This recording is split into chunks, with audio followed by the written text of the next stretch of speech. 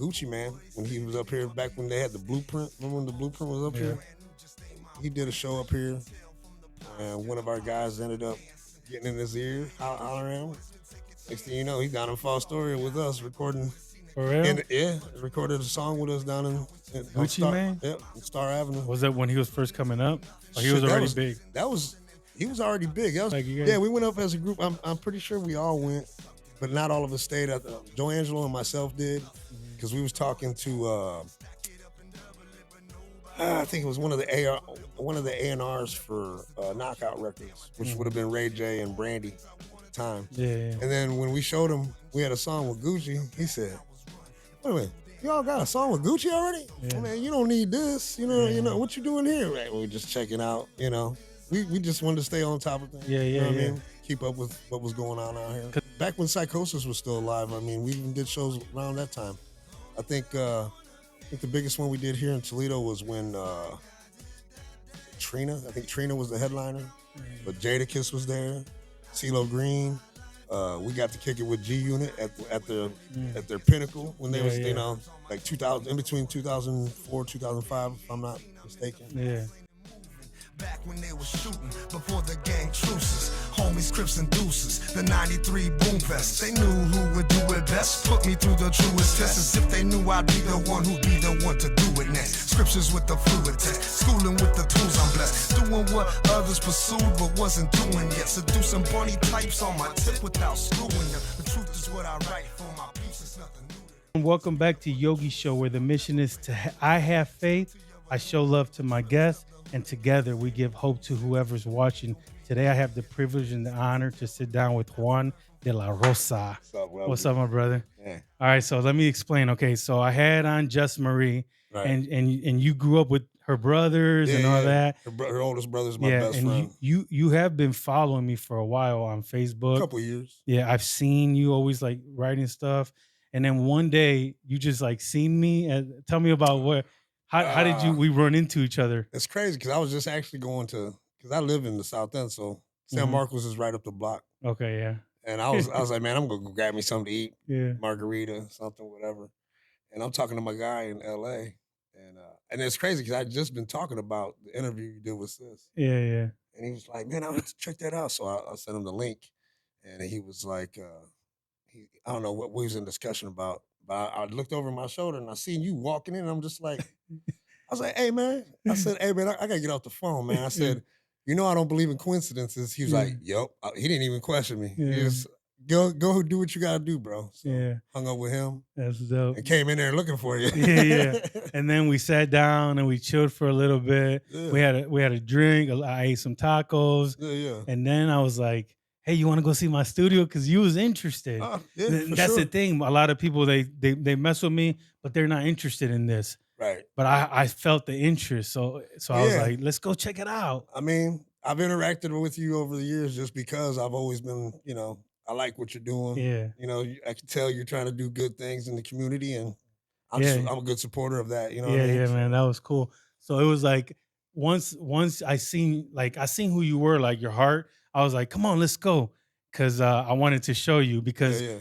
if you're interested in my show, I want to be able to show you. And like I was like, look, and then we sat right here, right? Yeah, definitely. And we just chopped it up. Yeah. And you told me about the one artist. You said Brian. You said Brian Day. because you said you used to be an artist, and now you help out Well, younger I artists. try to mentor. Yeah, some you of the try, younger, the younger artists. Well, I mean, I interact with mine. It's not Yeah, it's yeah. not a thing where I'm getting paid for anything, but Yeah. like I see the talent, or sometimes I see myself in another, and I'll just tell them, hey, I've been there, bro. Yeah. Anything I can do to help you, I'm down for it. Yeah. And then we click. You know what I mean? And it's been like that. I met Lonzo, my guy. That's the one I was telling you about. I talked to on the way up here, actually, Yeah. just on Messenger. But I didn't even know he was my best friend's cousin. And it just something clicked online, and I just started hitting him up like, hey, bro, I feel what you're doing. You know what I'm saying? Like, keep it Yeah. going. So So- after that day, we took a picture. I sent it to that artist, Yeah. and then I kind of we set up a date to interview. Yeah. So like you were a big key for me to even interview other people. Yeah. So like that's why after that day we sat down and I was like, hey, if you want to tell your story, because you told me you used to be like an artist back in Oh the yeah, day. yeah. I had my time You in the guys industry. did like different things, shows and stuff. Mhm. So I want to sit down, man, and I want to get to know about Right. you. So Right. where did you grow up? I'm from Fostoria. You were born over there, Yeah, actually, I was born in Philly, but Finley, I grew up and was raised over there in Fostoria. Fostoria, Ohio. Yeah. What was Frosty. the youngest memories that you remember in Fostoria? Man, way Like back, being a kid and stuff. single digits For on the real? farm. Yeah.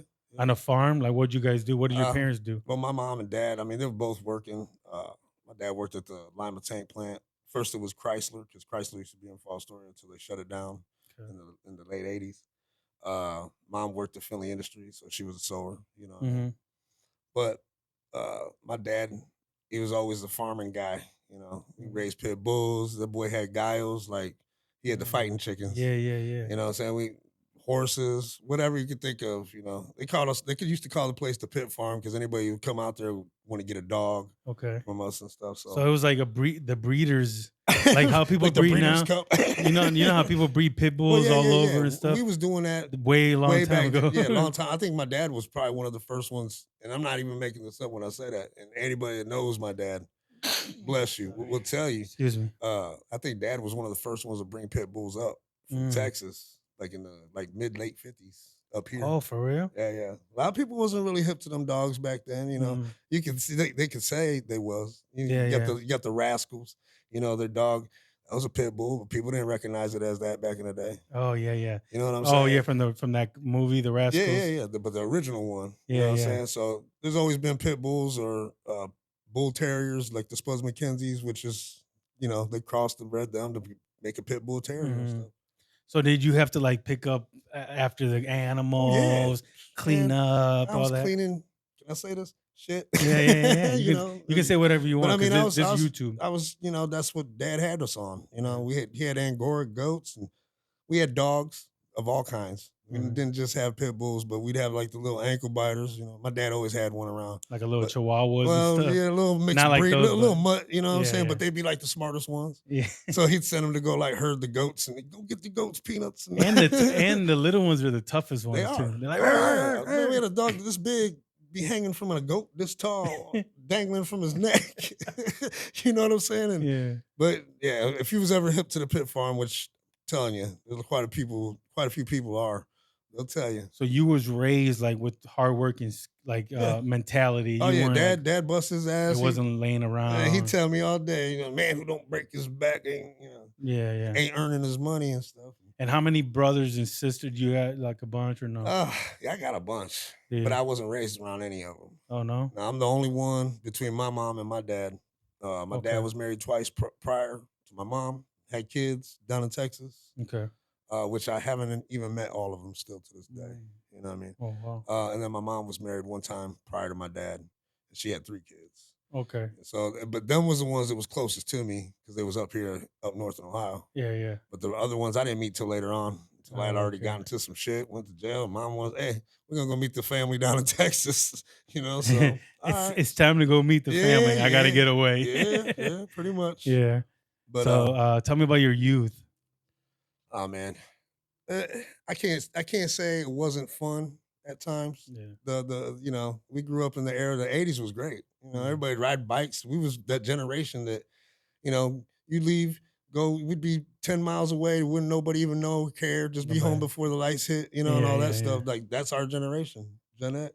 Yeah. So, you know, I was into freestyling on you know, bikes. I had me a Mongoose, Skyway. I was into all that stuff. Yeah. I used to And- get into that. My friends was like skaters and all that stuff. So we had quarter pipes and half pipes we could go ride. And then we had the Bendix Trails, which is right behind this company over there in Fostoria. Uh-huh. But it's like a little tree covered, you know, land filled with jumps and stuff that we made. Yeah. So every kid Yeah, that ever grew up, I generations. swear Toledo has something like that. Oh yeah.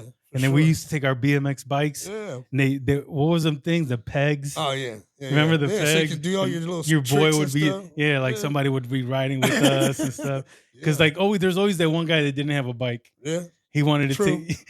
take the ride. He wanted to ride with us. I think that's when my criminal history started because I had friends that didn't have a bike. Mm. So I had a lot of bikes at one Yeah, time. so you guys ended up like parting out bikes, Nah, I'm not building even parting bikes. out here. Take one of mine and Oh, stuff, okay, you know. yeah, But yeah. I was a hellion back then. How did it all start? You think like that with bikes and No, stuff? it wasn't with that. I had to go through, you know, Like being a rebel? well that was automatic. You know what I'm saying? Like we was the fun league. You know what I'm saying? We was Yeah. experimenting everything, you know. When you guys were all like driving your Well, before the bikes. technology took over Yeah, and, yeah, yeah. took away life, you know what I'm saying? Yeah, yeah. These kids don't understand that. They But don't understand. you know, like I said, for the most part, my youth was pretty fun. And then it got to a point where mom and dad was going through some things, Yeah. and they'd already been divorced once. But I was a little one, you know, I was like 3 years old, whatever. Yeah. But when I came back, I was probably about 8 when mom went back to dad, Mm. and a few years went by, and they was at it again, and I'm just like, man. So I'm just like, I ain't got no brothers and sisters to look up to as Mm. far as it was raised with me. So I'm out here being mischievous, Mhm. kicking it with my friends, sneaking out, not wanting to come home type stuff. Yeah. And then they ended up getting split up around, I think I was around 12 or 13. And that's pretty much when my whole little Yeah. fiasco started. You started just doing whatever you kind of Man, wanted. I just was like, man, I don't know. I didn't know it then. I can say it now because I'm a grown man. But Yeah. back then, I was just looking at it like, man, these guys are just fucking shit up. Yeah. They don't care. They're not worried about me. So I was just doing what I wanted. Was your mom even trying? Like when your Mom- dad was gone? I mean, mom was trying, and Yeah. I can't say, you know, my dad was old school. You know, so both my parents, when I was born, my mom was already 40 and my dad was 45. Okay. So by the time I got to this age, you know, I'm Yeah. dealing with late 50, Yeah, early yeah. 60-year-old, you know, parents and stuff. And I've always said this to my people before, that I had to corrupt my parents. Mm. You know, because they only had 4th grade and a 7th grade education. They come from Texas. You know what I'm saying? My mom was married early, like Mhm. at a very young age, and dad was too. So, Yeah. you know what I mean? It's just a different lifestyle. Yeah, so, they have like their own the way they look at life. yeah. So, Yeah. you know, I had a lot of adjusting to do. But before I adjusted, you know, I went on a little rampage. And, Yeah. Tell me, what was the first time you got in any kind of trouble? oh, man. Like where the cops came and talked to you? It was almost right away. For real? I think That's so funny. actually the first time, and I actually put this in one of my older songs, where I said, I learned how to drive still in mom's ride at 11. Yeah. I wasn't actually driving, but my friend Andre Pullum, forgive me for saying your name, but you was with me. And who else was it? I think Tommy Galan too. Yeah, well, a lot of people like when you say their names because then they remember. I mean, well, you know, homage to my boy Tommy. He's doing a bit. Mhm. We'll probably never see him again. But Andre, I think he's still in Fostoria. Yeah. Good dude, but Of course. these are lifers, you know, good friends of mine when we was kids. Yeah, we got to bring them up, man, because they was there. Yeah, They can be like, "Oh, I remember when that happened." yeah, you know what I mean? like I basically stole my mom's car the very first time, and I had Andre driving. None of us was old enough to drive. Yeah. Nobody had no license, but you know, we was really about that life. We want to go Yeah. check out these chicks in Lipstick. We need a car to get there. Yeah. So yeah, that's kind of where that started. That's crazy. Imagine back in the day, there was no GPS, there was no cell phones. You nah. guys just stole your mom's car. We just knew where to to go meet some girls. We just knew where to go because we was already into things. Like we was out here. That's crazy. Yeah, we And then used to ride our bikes out of town. So, but you guys ended up getting pulled over. Did your on mom? the way back, we got pulled over in the back of the farm that I'm talking about, the pit farm on 613. We got pulled over coming back, so they had already known we was gone. Mom had already reported the car stolen. Yeah.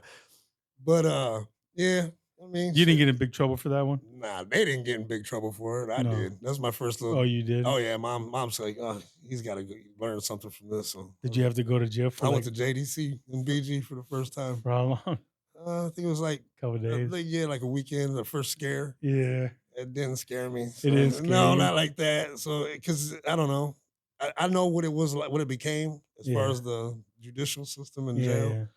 It wasn't nothing. It Back wasn't then. nothing. So instead of scaring you, it showed you like, man, this ain't nothing. Yeah, I kind of thought I was a Like, badass for yeah, it. like I can do something, and then they just put me in this. Yeah, and then I got my friends all talking about, like, man, Danny went to jail already. Like, what's he doing? Yeah. Like, And then when you went to jail, did you see kids that you knew from the streets and stuff? no, No? not the first not the time? first time. Okay. Yeah, The second time. You had to let a couple years go by and give me some age on me a little bit. Yeah. And then you start noticing people that you, okay. So that's the first time you ever got in trouble. And then how did that lead into more trouble? Like, what I were you like? mean, Were you guys in a gang or were just like your boys? the Was it like gang a thing, clique? the gang thing really didn't come until after I'd already went and experienced DYS. Okay. And I was like 16, 17. And then Oh, the okay. gang activity was on. One of my good friends, Richard Buchanan Jr., we call him Junebug. Uh-huh. He just got out recently. He's been locked up since 93. Came Mm. from Indianapolis and he brought that CVL, Oh, and, conservative vice lords and stuff. and So, he brought that to your hood? he brought that to Findlay. So Oh, we're going from Fostoria to Findlay, you know what I'm saying? But that's when that was like actually really real. You know what I yeah. mean? This is Yeah, like yeah, we're yeah. talking like early 90s. This Yeah, is when people were first bringing in gangs, yeah, Bloods, Crip, yeah, all that stuff. yeah. There's a few of us. Yeah, so but before that, when did music get involved? Well, shit. Or like were you guys Music, doing myself, I can honestly say I probably liked music since I was like a little kid.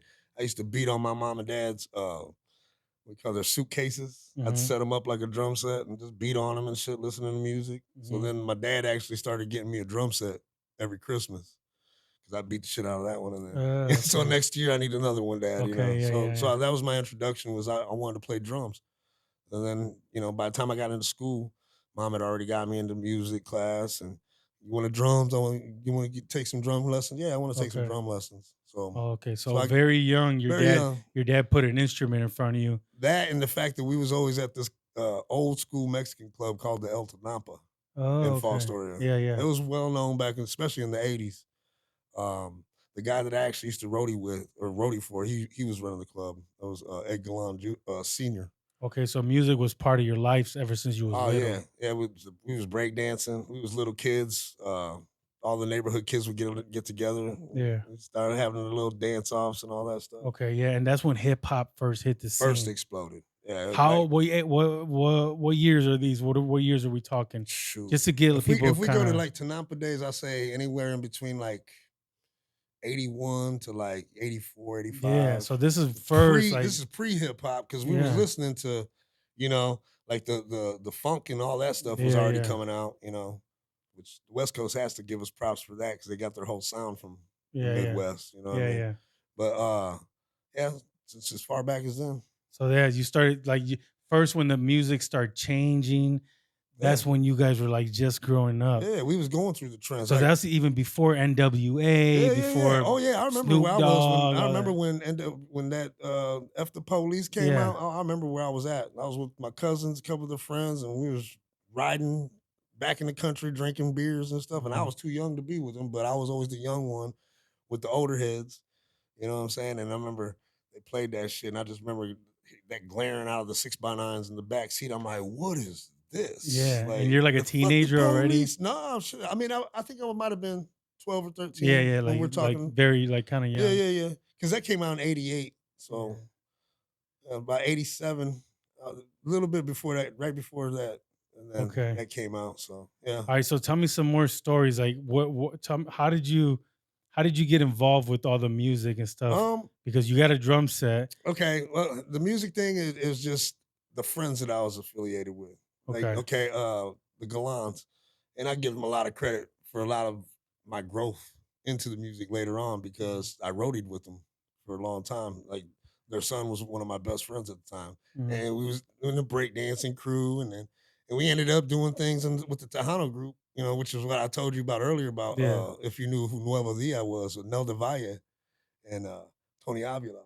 Yeah. They used to do they would do some cover tracks, and then they would have us do the raps, and then we do a little dance routine because that Mhm. shit wasn't even being seen back then. Yeah, yeah. You know what I'm saying? Especially you got some couple Mexican kids doing it at the Tex-Mex Yeah, dances, yeah, the yeah. violas and shit. Yeah, you guys are bringing rap in the So scene. And like, well, we were what? bringing the young crowd in too, and that's what our manager noticed, and he was like, "Yeah, put Tommy and Danny on the," you know what I mean? Yeah. So that was pretty much my first introduction to like stage life.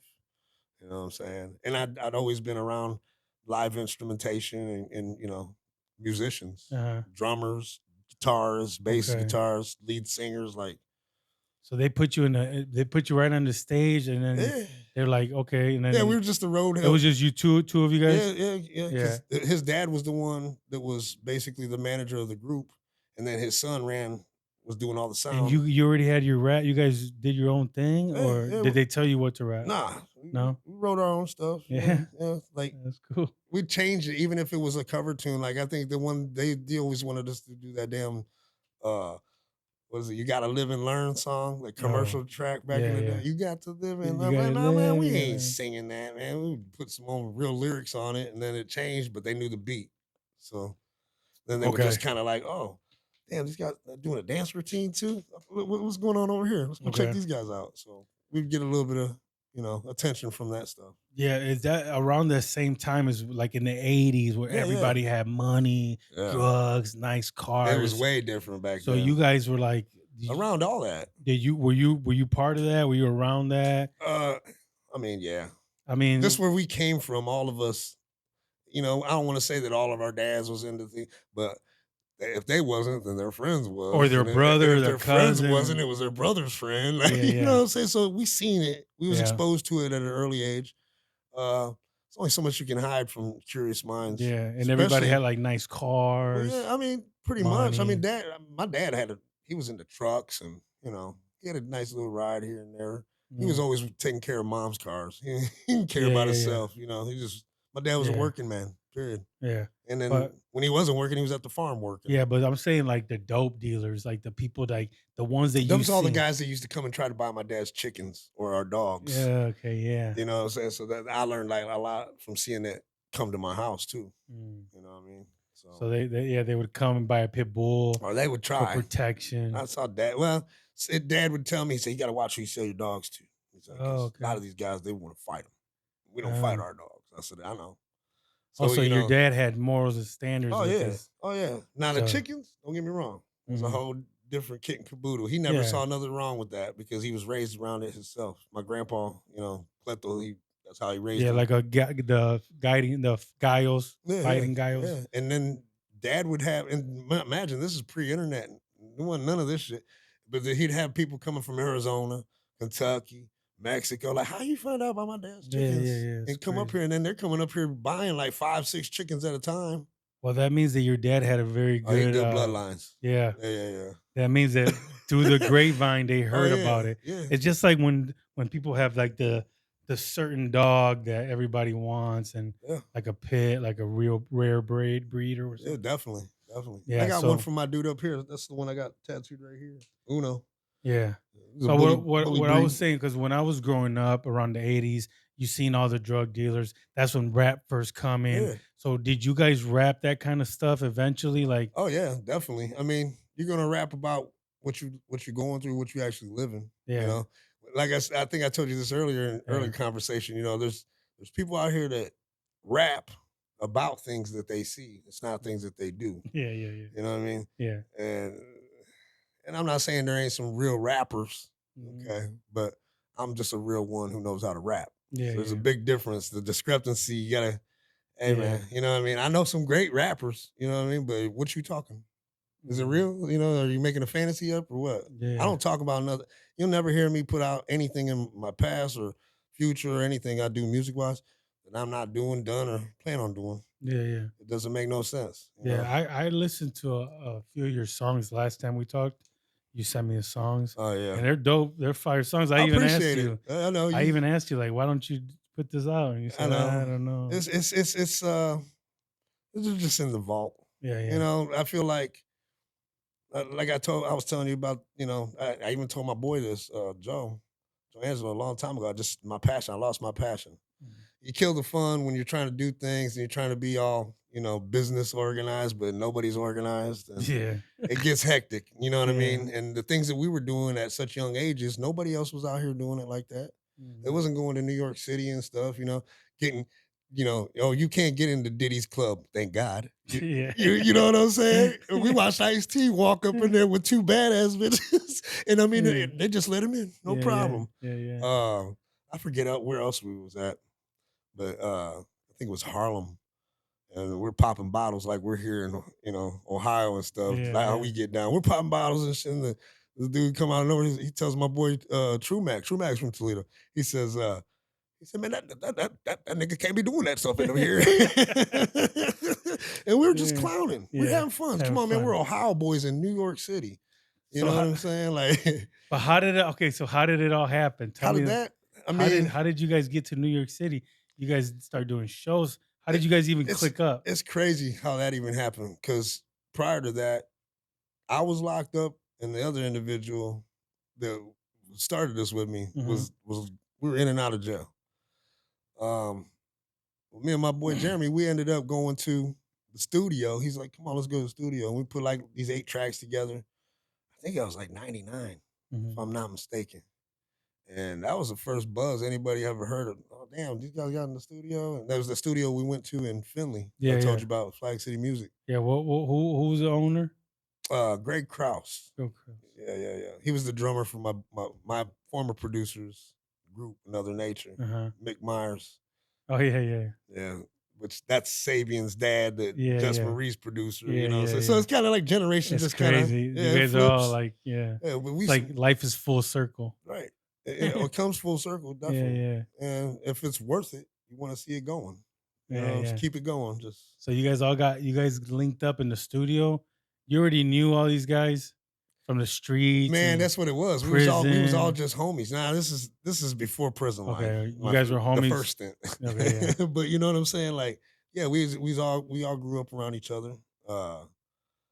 Joe and Nesto and all them, they was all at the Echoes. Mhm. Same thing that Just was telling you about the bricks and stuff. Yeah. And I don't care what nobody tries to say about the Yeah. bricks. If you ain't been there, you don't know nothing. You just hating. Yeah, You know what yeah. I'm saying? I don't care what city you're from. I know all the top dogs up here too, Latinos. I know all the families, and Yeah. they'll vouch for me. You Yeah, know what I'm yeah. saying? So it's not like that. But down in Frosty, we always got hated on. Yeah, It's yeah. cool. We were just used to it. We're small time nothing. But the thing is, back in them days, there was a lot of stuff going on. It wasn't like the same time as maybe if you go there right now. If you think, let's put it this way, I know there's one time in the early to mid '90s where they was calling Fostoria like the murder capital per capita for Mhm. how small it was because of all the violence that was going on back then. Mhm. But just because you don't see that type stuff go down no more, they think it's Yeah. Go ahead if you're not from there. Yeah. I'd challenge anybody to go out of town to where you're not from and Yeah, and not it's- expect something that you're not used to seeing Yeah. and see it. It's there. That's the thing too. A lot of people don't understand. Like when you imagine me going somewhere new, people are gonna look at you crazy, yeah. and then it's gonna be hard to integrate. So it doesn't matter where you're from. Where or you at, man? Like you It said, you really moved. is. You went to Canada one time. Yeah. Is Canada is Canada is crazy. One thing I said about Canada, because when I moved out there, it was like the end of '97, I think it was. My Portuguese girl said, let's go out here and Mhm. get out of the States for a minute. I was like, all right, I'm 22, 23 years old. Why Yeah. not? So that's what we did. And one thing I recalled is that there was a lot more races out there, way more races, because everybody was like immigrants. Mhm. Whether they're Asian or they're from Europe or Spain, Guyanese, Africans. I met all kinds of people out there, and they was all cool. Mhm. No racism. I was like, man, what? Yeah, Like yeah. what? Like this Yeah, is it's awesome. crazy. More races and no racism. That's crazy. Then you come back here and be like, no wonder they look at us and think America's a bunch of pieces of shit. Yeah, there's only Seriously, a couple bro. races, and then we all would do is fight amongst each They other. kept thinking I was everything but what I was. They didn't think I was Mexican. What are you, Dominican? Yeah, You Colombian? I'm like, no. You look Puerto Rican. For real. I've heard that before too, but it's like, what is the classification for a Latin man of you're just a Latino. Mexican? No, there's no Mexicans up here. No. I'm just like, wow. No, because a lot of people would think over here, like people mostly think I'm Mexican. Oh yeah, I mean you got the slick dude. what I'm saying? Everybody just you thinks I'm Blanco Mexican. too, so you got them light and dark. Yeah. Most people think I'm Mexican, but for real, you look Puerto Rican like crazy. Man, I got that in bro. Chicago all the time. Now, if I spoke Spanish really fast, then you could tell, yeah, he might be, but Yeah.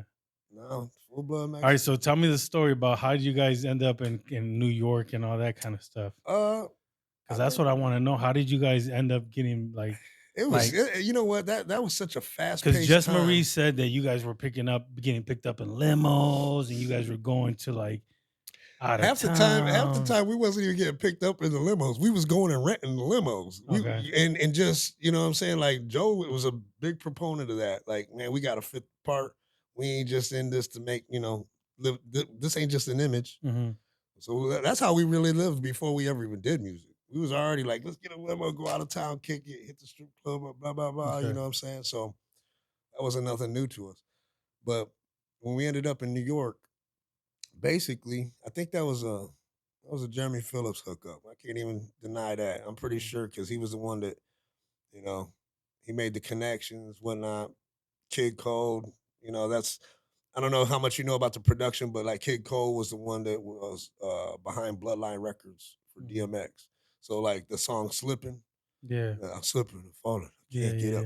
He produced that track, and after he produced that track, he went from charging us $1,500 a beat Yeah. to $50,000 a beat What? because he signed a contract with DMX and the Rough Riders. Yeah. So he Oh upped yeah, his- it's crazy. We contacted him. Like I think it was 2024. Joangelo and I did. We seen one of his dancers down in Columbus. We went down to see Mike Epps' show, Mhm. and she was like, Kid Code, and we're like, yo, yeah, he did music. He did all of our whole album and stuff. And he was like, she's like, that's crazy. Yeah. Yeah. So I said, I don't ever Because believe now it. he's a big ass producer. Yeah, he's in New York City. I don't even know if he's just doing production. Sorry Oh. about that. I don't even know if he's just doing production. I think he's actually probably video work and all kinds of stuff. Yeah. Because he's from Buffalo. So the fact he's in the Apple, you know what I mean? Yeah. He That's stepped it good. up, definitely. Yeah. From Buffalo. Yeah. We was I think we was asking about our old PR director, Juice. I don't even know if he's still alive. That guy was a pretty interesting dude. For real. Oh yeah. And he's the one that got you guys what? He was doing all of our public relations. And so when we went to New York, he said, we're gonna go to the Sister 12th anniversary gala for the magazine and stuff. And we're like, all right. So that was like our first exposure in New York City. And he was kind of prepping us. He was like, when you guys go in here, don't be acting like fans. You gotta blend in. You know what I'm saying? Yeah, He's yeah. giving us this pep talk, and I was like, shit, all right. Next thing I know, I remember Joe was standing over here, Juice was right here, and then you remember the basketball player Mark Jackson? He used to play with the Indiana Pacers. Mark Jackson. Mark Jackson. He coached the Golden State Warriors before they got Oh, okay. before Yeah, Steve yeah. Kerr He's took a- over. Yeah, yeah, yeah. He was there, and I think with his wife or his girl or whatever. I'm a diehard Bulls fan, you know what I'm saying? Yeah. So I got, so I'm saying some smart shit to it. Oh yeah, he played for the New York Knicks at the time. So I'm in New York City. Mark Jackson's right here, 6'5", 6'6", badass woman next to him. Yeah. I got Ananda Lewis. You remember Ananda Lewis? The video VJ girl? I don't She know. died last year. Oh, okay. But she was part of like that whole MTV and BET movement and shit. Okay, yeah, yeah. She's standing right here, and I'm just like, what?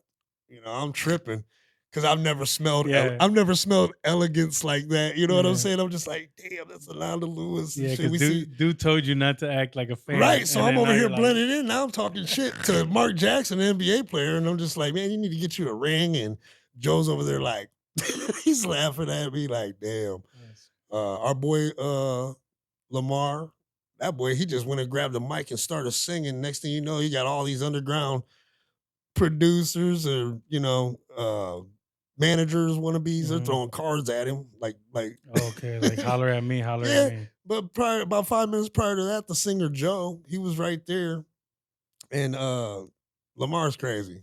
God rest his soul. Oh, he But, passed away. Yeah, he passed away.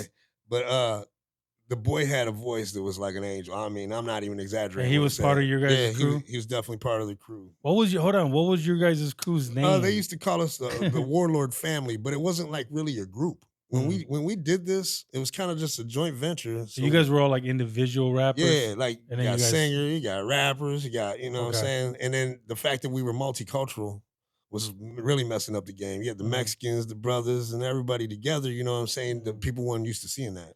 And you guys set it up like a legit business. Yeah, I mean, that was gonna be our gig. That was gonna be our future. Because you said you had like a PR guy and you had this and you had someone. When we was doing because we went and did the was it Carmona Car Show, I think it was in Houston. Uh-huh. It's like the largest lowrider show in the world. Okay. So over like 1.3 million people circulate in and out of that place from 3-day event. Dang. So we performed, and that's when before SPM got locked up. So we opened up for him, and I think the other one was Braveheart. South Park Mexicans or whatever. Yeah. And damn, they got all fucked up. yeah, they did. Carlos. I'll tell you what, we went to this club called Coco Locos down there in Houston. Yeah.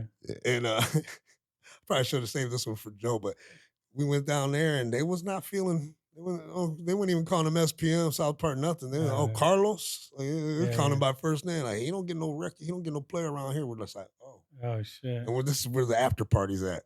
Yeah. And we're already there early. You know what I'm saying? We're like, great. The guy we opened up for, then he's not very well liked in Houston right now. Yeah. So that was different. He ended up going to prison. Fucked his whole life up. Yeah. It's crazy. Yep. But so you guys made it. You guys were doing some things, and you guys were going to shows. We had our exposure. Like, we had our opportunities to do things. Like I said, I tell the guys this all the time. Man, you guys realize how many times we did something that a normal person would be grateful to say they did one time in their life, and we did that shit for almost 10 years, bro. Dang, you guys did it for like almost 10 years. Like 9. It was like 9+ years. Okay. Yeah, I'll say like 2009 was like, that was the end of my road. You know, the rest of them kept going. But. And then you guys would get gigs where it's like you guys would get paid, and then or would it be free gigs? Or no, it wouldn't be no free gigs. No. Like we had it. We had it to where we was collecting, like half the alcohol money, half the door money. You know what I'm saying? And then some of the bar owners or the club owners, we knew them. Shit. And I hate to say it, but a lot of them I knew them from the street level, so it was easier to kind of book shows with people that knew us. Like, okay, we'll give you a shot, and then they saw that we was generating money, come back, So okay, yeah, because then the more people you guys bring in the door, you guys get a percentage of the door, percentage of this. You guys fill up the club, and everyone makes money. We did shows up here at the old Las Palmas with other groups, local groups. I think it was like Surf Versatile. Like there's a bunch of people back when Psychosis was still alive. I mean, we even did shows around that time. I think the biggest one we did here in Toledo was when was it Trina? I think Trina was the headliner, but Jadakiss was there, CeeLo Green. We got to kick it with G Unit at their pinnacle when they was like 2000, in between 2004 2005, if I'm not mistaken. Yeah. And you guys were hanging out in the back with all them guys. Yeah, we met, Just meeting. Hell, I went and shook Jadakiss's hand, and his bodyguard, I thought he was about to tear me head off and shit, just be like, hey, man, what's up? And he stepped up in front like, all right, calm down. Jadakiss was dope, man. He's still a dog. Yeah, he's dope. That boy, he's top 5. Like that was a dog. The Gina guys was real cool. Like, I ain't gonna lie. They treated us like they known us and stuff for a minute, but they didn't. Yeah, they was cool. Trying to think who else. Gucci Man, when he was up here back when they had the Blueprint. Remember when the Blueprint was up here?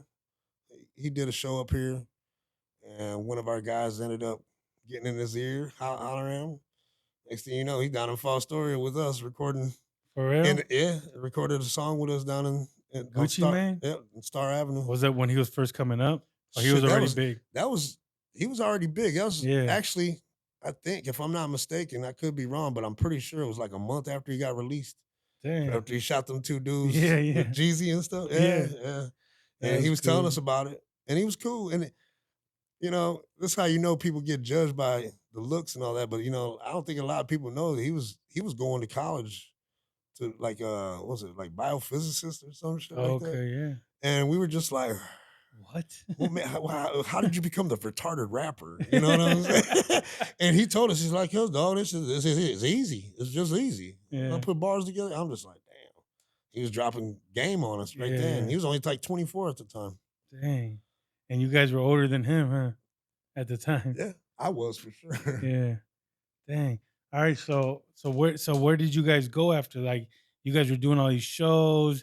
And you guys were getting paid, because a lot of people right now, they pay to play. Oh yeah, or you got to go to this bar and you got to fill it up, and no one's giving you nothing. And and we went through that like on 1 or 2 sessions, and we was like, nah. I mean, it's a showcase. It's almost that's like what they used to call it, a showcase. You give them some money. Hey, we want to get on your lineup. You know what I mean? Yeah. They do you a favor. If you're hot, blah blah blah, I'll bring you back. Yeah.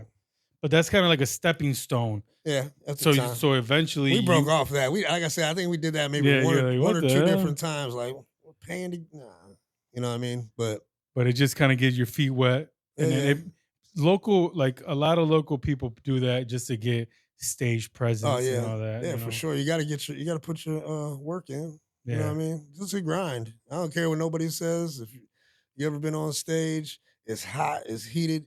You know, you got to have some kind of thing to lure people in. You can't just be back and forth. Yeah, yeah. Because you know we did it too. You know what I'm saying? The growing pains. You know what I mean? But Yeah, you got to learn the stage presence, yeah, definitely. all that. You ever see like that Michael Jackson movie? Oh yeah, I Bro, seen it. his dad was so hard on them Well, you know kids, what? bro. We went to that. What was it Joe Jackson's boot camp? Oh, for He real? brought that shit here to Toledo. We was at that.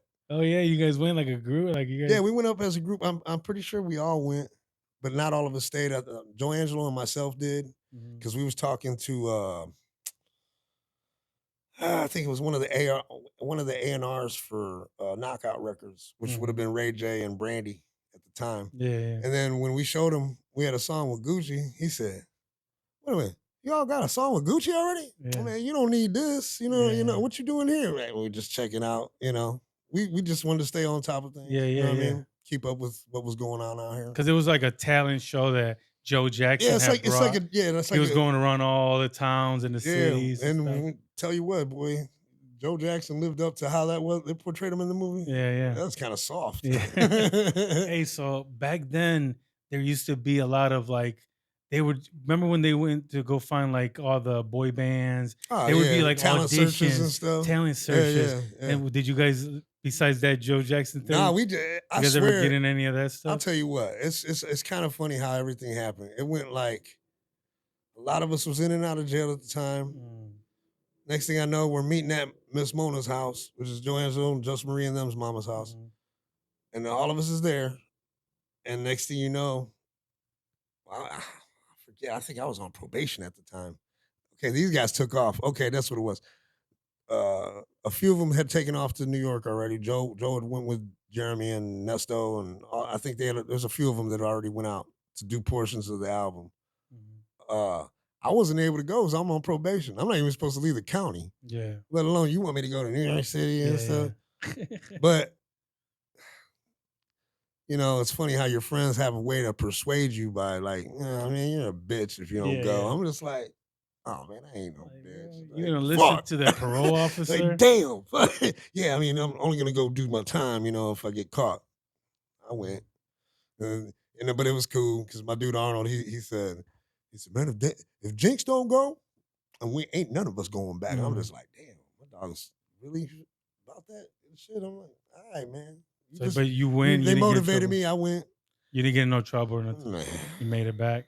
man, I snuck around that shit too many times. I don't know how I didn't get in trouble. Yeah. After we got back from doing our little traveling from here to Houston and all that back, yeah, I ended up getting in some trouble shortly after that. But I mean, when you were here, yeah, when I was here. they never knew that you left and all that. Hell no, that's why I went and did my time because I was like, man, I might as well just go do this because if not, they find out I was in another situation that had happened over there in Lima at one time, and for some reason they let me go. I didn't go in front of a judge, and like I said, the corruption was real in the '90s and the 2000s, early 2000s. I'm sure it still is, but it was more. Yeah. It was more evident. You just, hey man, shut up, don't say nothing. I got this. Because they'll fucking around, put you in jail or whatever. Yeah. The cops will find a way to put you in jail if they don't like you. Oh yeah, There's corruption. They'll plant drugs. They'll do all kinds of shit. Oh, They still do that, bro. Yeah, I mean, but this last time I went, I almost felt like animosity towards me for not catching me back in the days when I was actually doing something. Mm-hmm. And then tragic moment happened in my life with my girl, and then it was just ugly situation, but I felt like they had animosity, so they found everything they could put on me, made me look really bad. Mm-hmm. So it's smear campaign, all this other stuff. They didn't get me how they wanted to, but I still had to go do, damn near 3 years. At 43 years old, you know what I mean? It's a lot different when you're in your 20s. You go do a bit, and it's like a little chump ass 6 months to 11 months. That ain't nothing. Yeah. Now, you got your mama out here. Your daddy just died, and I got to go do over 2 years. It's like, yeah, it wasn't the right time. It was a lot different. It was a lot harder this last time. I mean, I don't know. I guess it was meant to happen. Yeah. Otherwise it wouldn't have happened. But of course. So the thing with the group is like you said, like you guys would be in and out of jail. Like, is that why A it couple of never? us. I mean, you know, it wasn't. Is that why it never got like? You guys were never like I don't know. I don't know how to. I 100. don't know how to explain it, man. Because like Also, like, there was more members in the group that were actually on the album. okay. You know what I'm saying? And then we had other youngins coming along. Is it hard to deal with so many people and have like one thing going? What do you think? Yeah. You know what I'm saying? So many opinions, so I'll many. say Everybody's trying to pull things this way. I mean, Joe's my dog Nesto Crunch. He asked me this a couple years ago. He said, "Man, why didn't you say something to me back then about that shit?" And I'm like, "I did. You weren't listening to me back then." And he kind of laughed about it. What is he talking about? Like, just advice about the music. Like, what did you tell me about this back then? I said, I did tell you that shit, but you guys wasn't listening to nobody. Yeah. It was all too much getting high, drinking, partying, after the chicks. I mean, yeah. And not only that, but when we're young, we're all about ourselves. We think we know man, it all. Selfish. Like, there was a whole bunch of chiefs and no Indians. And it's like, all right, go ahead, man. But also, like, you guys were all friends, and you guys didn't want to like. So you're always gonna have a conflict of interest because man, you're supposed to be my boy. All right. So if I don't tell you something that makes you feel good, I'm not your friend now. Yeah. And that's just the way it was. You know what I'm saying? But yeah, it's too hard, man. That's why I like to do my show completely with nobody. Yeah, I mean, a guest, but I don't have nobody else tied to it because then it all falls on me. If it succeeds, it's because it's me. Right. But if it fails, it's because it's me. Right. But if let's say I had 3 guys here and them 2, whatever, it's my idea. Then I would be like, if I wouldn't have told you about that, Yogi, you wouldn't have got nowhere. Yeah, I get it makes it hard. Or one day they decide to go get a job somewhere else. Then I have to then I gotta learn that. So I decided to just learn everything myself. Right. Yeah, I'm the same way. I mean, that's part of the reason why I kind of just didn't want to do it no more. Yeah. You know, like I said, you know, before the group thing with them guys even happened, I'd already been underground, you know what I'm saying? I had my own little thing going on for quite some time. And what's crazy is you guys did all that without social media. Yeah. That's insane. Yeah, we was literally selling CDs out the trunk like That's dope. Crazy. Yeah, because like now people get big with social media. Yeah. You guys were booked on shows and we had some things going on for not having any kind of I think MySpace was the closest thing we had to any kind of connection at that time. But really that was that was like the introduction. It was just coming out. It wasn't nothing. Because you guys were like, we didn't even know what to do. Yeah, you had to send a message on Facebook, MySpace. You'd have to wait 3 days to get a response back to go check on it. You know what I mean? Like I ain't even pay attention to it. Yeah, MySpace was the first thing. And then Facebook, when it first started, we didn't know what to do with it. Nah. Now people like they grow their still stuff. think people don't know what to do with it properly. You know what I mean? Like now it's a dating app. And I'm just like, what? Yeah, that's what there's I don't a get dating. that. Yeah, you can go to Facebook dating.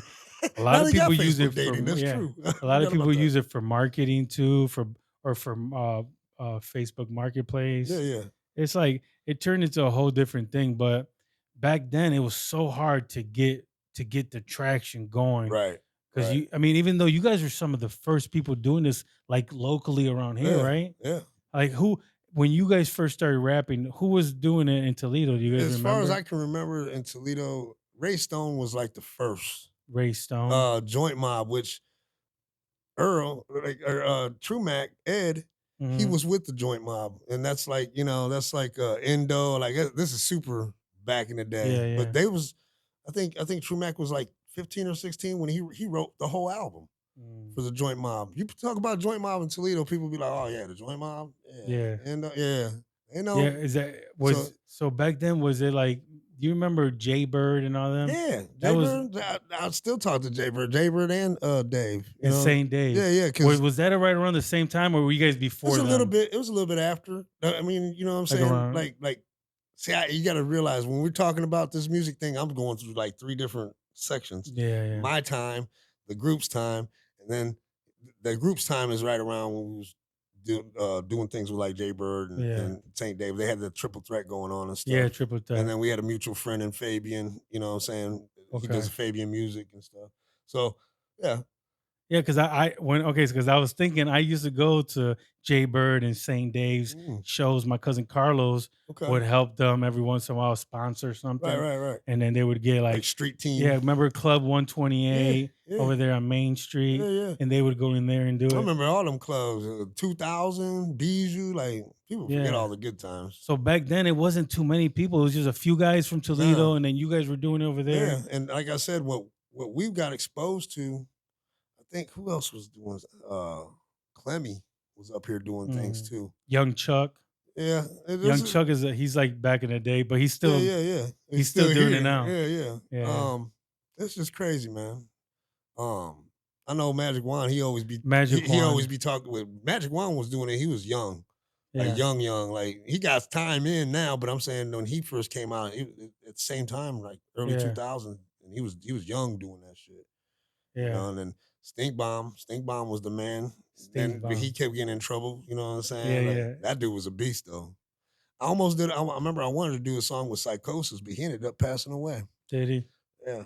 So you knew all these guys, I mean, I don't. or you knew I'll of say them. we was affiliated because we would run into each other during doing Yeah, shows and stuff around. You know what I mean? because all these guys were doing shows too. Yeah. And Like a lot of these guys, I guarantee. I was like kind of like the lost. It's funny when I told you about that book I want to write, Lost yeah, in the yeah, Shadows. I was always kind of lost in the shadows because I didn't care about the limelight like that. Like it yeah, was fun. I just wanted to have fun with my peoples. yeah, I want to get heard. You know, and if we can make some money out of it, let's do it. You know what I'm saying? yeah. But like you said, it's kind of like when you got the patients running the asylum. All right, it's only gonna last so long. You know what I Yeah. mean? So, and I'm not saying nothing bad about anybody. We was all young and Yeah, you just guys. having fun, and you know what I'm saying. You got to Yeah, fuck up before you can learn your lesson. That's just the way it is. You know what I of mean? course. I could just imagine all these guys, and then it's just too many Oh ideas, too man, many this, too many that. man, I had Nesto. Me and Nesto was in. I think we was in Manhattan. They put the oldest dog with the youngest cat. Joe and True Mac, they take off. They're in Spanish Harlem. I think they almost get into it. I think you sis was talking about where they almost get into it with the Rough Riders. I'm like, man, we're Yeah, supposed to be riding with these guys, you yeah, know, yeah, but over stupid shit. And then Nesto was only 17. He didn't even have no ID. We're in New York City. How you gonna do yeah, it? So I'm just like, man, bro, come on, man. Well, let's go look for something. And he's like, all right. So we took off.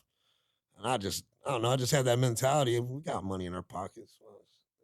We talked to the doorman. Hey, man, my little brother forgot his ID, man. yeah, We're from Ohio. We out here doing promos and da da da da da. Advertise. Oh, you guys do music? Like, yeah, yeah. I said, here's a 50, man. Let me boy you, all yeah, right. He said, you're gonna have to take care of the bartender in this one too. That's cool. Here's another $100. The next thing I know, we up in the strip club underground in yeah. Manhattan.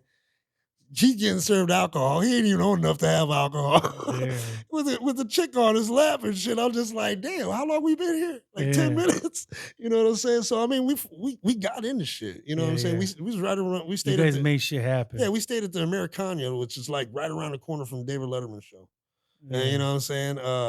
I'm trying to think of who the damn singer, Carl Thomas, I think it was, the singer. Hmm. He was staying at the penthouse at the hotel we were staying at. Yeah. So we'd see him in the elevator and be like, oh, what's up? Yeah. You know what I mean? So Most people don't even know all the stuff that you guys got nah, into, right? man, nah. And then you guys just kept grinding, you just kept whatever. Like even if it was like you said, he forgot his ID. You Yeah. guys just try to work it around. He try to never had figure- an idea. It was trying just to figure out- we're running game on him. Like we gotta have fun, man. Yeah, you guys. He probably never even had an idea at that age. Nah, he didn't. You know what I Yeah. mean? But it was cool. We Because still back then we didn't get an IDs until we got our license. yeah, that's Who the pretty heck much. rode around And with none an of us ID? had. I don't think any of us had our license except for me, Joe, and one other dude.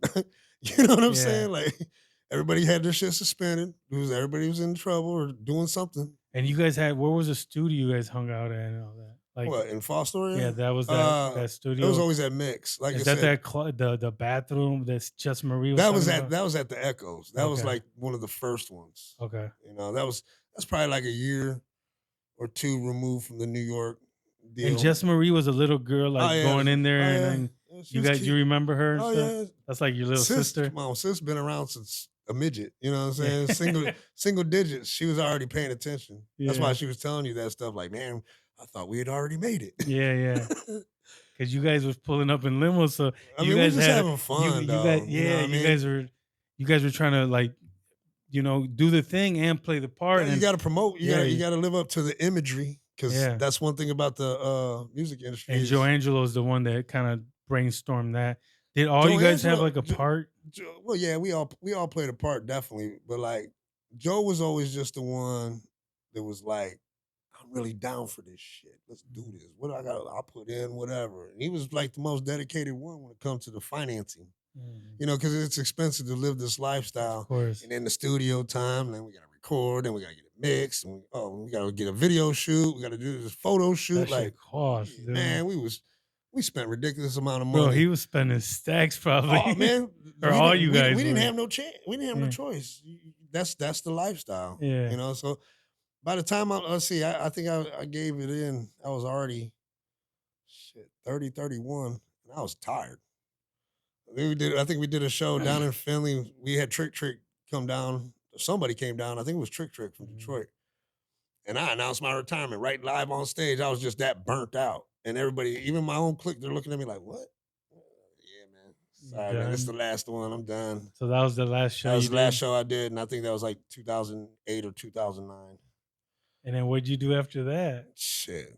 Try to normalize my life. You know what I mean? Like, did you have kids, all that? Like, did you ever have? No, I still have no kids. I mean, I've had girlfriends that had kids, so I've like a stepdad. Yeah, I've played that role, but and it's not bad, you know what I'm saying. But you get with the wrong one. Never had no kids. Nope. I was married, divorced. She had 2 miscarriages. I had a couple other girls that were pregnant with my children, but they decided to make their own decisions with that. I ain't had no play in that, so yeah. I just always felt like if it wasn't meant to be, it wasn't meant to be. You know what I mean? That's crazy. So, how about pets and stuff? Do you have anything that you? Not right now. I've been saying I need to get me another dog because it's been a long time. When you used to that farm type. Yeah, because life, you grew up with dogs. Man, it's crazy because I haven't had my own dog since 2017. Yeah, I think almost 10 years. I think it's kind of, my dad lives alone at his house, right? And for a while he was super like. And then he got these cats, and he got these birds, and now he's like he got something to do. Right. Keeps him what busy. I mean? Yeah. He feeds the birds and he cleans out the cats, and he said it just gives him like motivation to keep going and stuff. Yeah, that's how my dad was. And I was thinking too, like if you don't have no kids and stuff, shoot, like a little pet or something like that, you can like. I'm gonna give me one though. I've been planning on it. Especially if you were raised around that. Yeah.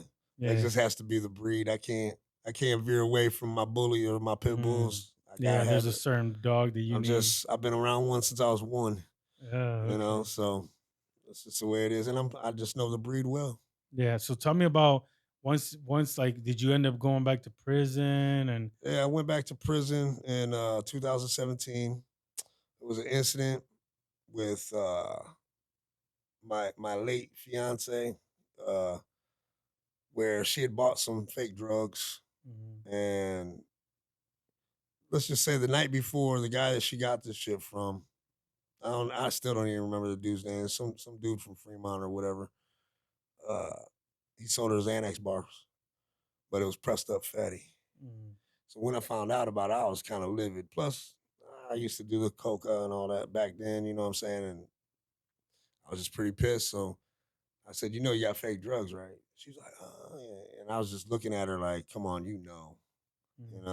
It's private talk, but it's real talk, you know what I'm saying? And I always just felt like, why you got to go anywhere else? I could get whatever and we ain't got to go nowhere. You know what I mean? So it was one of them type deals. The guy that sold it to her, he got back at her the day later. And she knew how my head worked. So she's like, what do you want to do? So you want to get him? I'm like, yep, set it up. So she did. And, a girl can get a guy to do anything, especially when you know that they're lust hungry and thirsty. Yeah. You know what I'm saying? So I was like, yeah, set that shit up. So she did. And I'll just say, I was already convicted. I already did the time for it. I got a robbery charge out of it, even though I didn't steal nothing. But it was intent because I set the guy up. I beat him up.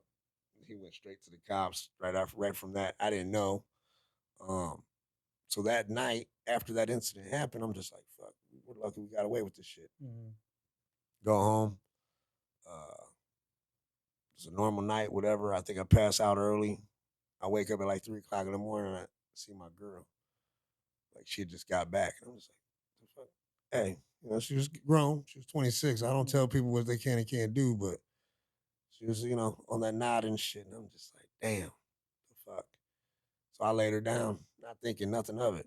I was just tired. You know what I'm saying? I woke up to her gone. Damn. You know what I'm saying? So that whole incident, that's probably what led me to where I'm like here now, to tell you the truth. Because I haven't really talked about that to too many people. I've talked to my best friend about it. I've talked to one of my homegirls. Not very many people know my story when it comes to that situation. But yeah, I woke up to my girl dead, lifeless, Right. That was the day after you beat him up. the day after I beat him up. So mind you, I didn't know I had any charges on me or Yeah, yeah. nothing. You know what I'm saying? So I'm calling, 911. I tried resuscitating her. Hit one of my friends up. He brought one of them Narcan things or whatever. It was already too late. She'd been gone for, when the EMS left, they said that she had already been gone for 45 minutes prior to me even waking up. Yeah. So I'm just like, damn. And then within another 20 minutes, a half hour, I get put in cuffs. They said, yeah, we need you to put your hands behind your back. And I'm just like, huh? And then they brought up the situation where I went and took care of dude, and if my girl would have made it, they said they would have charged her with the same shit. For real? Yeah, because we set the dude up to get beat Yeah, up. but how about the dude giving her the drugs? It didn't even matter, man. Killed her. This is that situation where I was telling you about the animosity coming from the county that did this to me. Yeah, I lived in Fostoria, but Hancock County was the ones, because that's what county I lived in, that came. So that's the ones that always had a thing for me. So it really didn't matter. I told him, check the phones. Both phones was in my name. You could see that he was trying to solicitate sex for exchange for drugs and this and this and that. They didn't even care. Oh, we got you. I remember how they told me when they had me in the cage. Oh, we got you. But even though they even knew that he's the one that sold her the drugs. Yeah. I told him specifically. And then even after I'm incarcerated at the county for 30 days, detectives came down. Well, I'm sure they checked your phone. Well, yeah, but that's the thing. That's the thing. Even if they didn't care what was in there. I gave them permission. They basically wanted you to. They just wanted me. They said, you know what? You're the one we want. And I'm just like, this is messed up. But I knew it. And I had it in the back of my head. Like, these guys have been after me for decades. And when I was doing shit, you guys wasn't even, they was kind of close, but they wasn't close. Yeah. I averted and I just kept on moving. Yeah. But when this situation happened, they said, yeah, we got you. I remember some young female cop, CO or whatever, came down from the sheriff's office. Yeah, this is your first indictment. And I was like, they had me a 2nd degree aggravated robbery. I'm like, how the fuck is that aggravated? I had no weapon. I know to charge me with that, you got to give me. And ended up talking to detectives like a month later. It's like they gave me time to chill before they interrogated me. And the first thing they said when they came in, like, Juan, we know you didn't have nothing to do with her death. They had the autopsy report. They said there was like 8 different drugs on there that they couldn't even verify as street name for them. So it was like, if it was fentanyl, that's cut with so much shit. Yeah. And it's bad, you know what I'm saying? They were pressing it with whatever. Yeah, so they knew I didn't have nothing to do with it, but with the death. But the streets, the way they was talking, because the mom and the sister, they was just a smear campaign. And they were saying I did this and every which way, and he knew she was dead. I'm just like, the fuck? Like, I woke up. So they were trying to blame you. They were trying to put it on me, and I'm just like, the family. Yeah, I was just like crazy. Like 9 days after my girl's dead and gone, the mother files charges against me for domestic violence because of an argument they heard that her and I had gotten into at the Marathon gas station on Lytle. A verbal argument. They said there was, even when I talked to my defender, whatever, he said there's no video footage of anything going on. There's just audio. And they said somebody getting smacked. And the funny thing is my girl smacking me mad because I didn't rob the dude that we beat up the night before. Why didn't you get him? See? So that let me know, damn, this was a dumbass move, an impulsive move. She knew how to work my head. I went and took care and handled dude, but because I didn't steal no drugs for him, because that's what she was really wanting. And then the next morning, she still ended up You know what I mean? So that whole situation was That shit bad. was crazy, man. Yeah, so I was locked down for like. But you did you really love her? Like Yeah, that was my fiance. You Like was heartbroken. Like yeah, hell yeah, like like that's that. not nothing that you wanted to happen. Nah, definitely not. And if anybody that knows me knows I ain't never been like cut like that. You know what I'm saying? Like I want the best for my peoples. But don't get me wrong, I was in drug use myself Yeah. at the time. You know what I'm saying? But That's why you didn't have like the room to tell her like clean up, yeah, da, da, da, because what are you you was doing? doing the same shit, right? That's the argument that most couples get into, especially if they're both addicted to something. Yeah. You know what I'm saying? So it's kind of like, damn, I really can't. But I did try to prevent her from going overboard. You know, like, hey, you know, Yeah. don't do that. You know what I mean? But when you're getting sold fake drugs, period, Mhm. what you gonna do? You know? Yeah. So I was locked down for like 52 days before I bonded out, and then, mind you, my dad was dealing with dementia for like a full year. You know, Mhm. so we was already kind of getting prepared for what was possibly going to happen and him departing from the family. You know what I'm Yeah. saying? And That was right around the same time you were getting out. it was right after. Yeah. So 52 days after my girl died, I didn't even have a chance to grieve because I'm in the county. And so, you know, yeah, I cried, da da da, da, but how you grieve? You can't even think. Can't. I'm over here worried There's about a bunch of my dudes mom, there watching you my too. dad, you know what I'm saying? Yeah. And then mom's coming in telling me they're saying you might have killed her. And I was like, who's saying this shit? I'm like, you believe that? I gotta tell my mom that. You believe that? But plus you had to like come down from your shit too. So you were Yeah, because going I was going through through it. withdrawals and shit Yeah. too, you know what I'm saying? So it was all bad. Yeah, So it my sounds main like my crazy main stuff. focus was get out and try to be there for my dad and for my mom. You know what I'm saying? Because I already went through the worst of the withdrawals and all that shit. So Mhm. I was clean. And then I had like 14 days with my dad. I swear my dad waited for me to get home. He didn't know. I was kind of mad at my mom because she wouldn't tell him where I was. I said, why don't you just tell him? Mhm.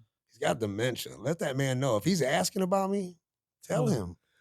And she just wouldn't. You know what I mean? I was I highly hate upset. that, Yeah, I bro. was highly upset with her over that too. I hate that when mom say don't tell dad, don't tell dad. I hate that. Yeah, and it's like, I don't know. My mom was always about the public opinion. She don't want people talking, and I'm just like, well, you talk about me plenty. Yeah, yeah, yeah.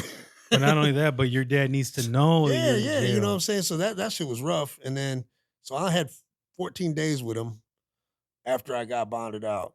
And I was there every day, and it was hard. It was hard, you know, hard to watch Mhm. your hero kind of just Yeah, disintegrate he was away. fading away. So And is there days where he couldn't remember who you were and stuff like now that he actually remembered me the whole the time. whole time? And that's one thing, and that's why my mom couldn't understand. She used to get mad even before that shit happened. Like, how come he talks clear for you? I was like, because you gotta force him to. Make Yeah. him. Don't sit there and baby him like that. And my dad would sit there and be like, I just do that to your mom because I don't want to have no argument.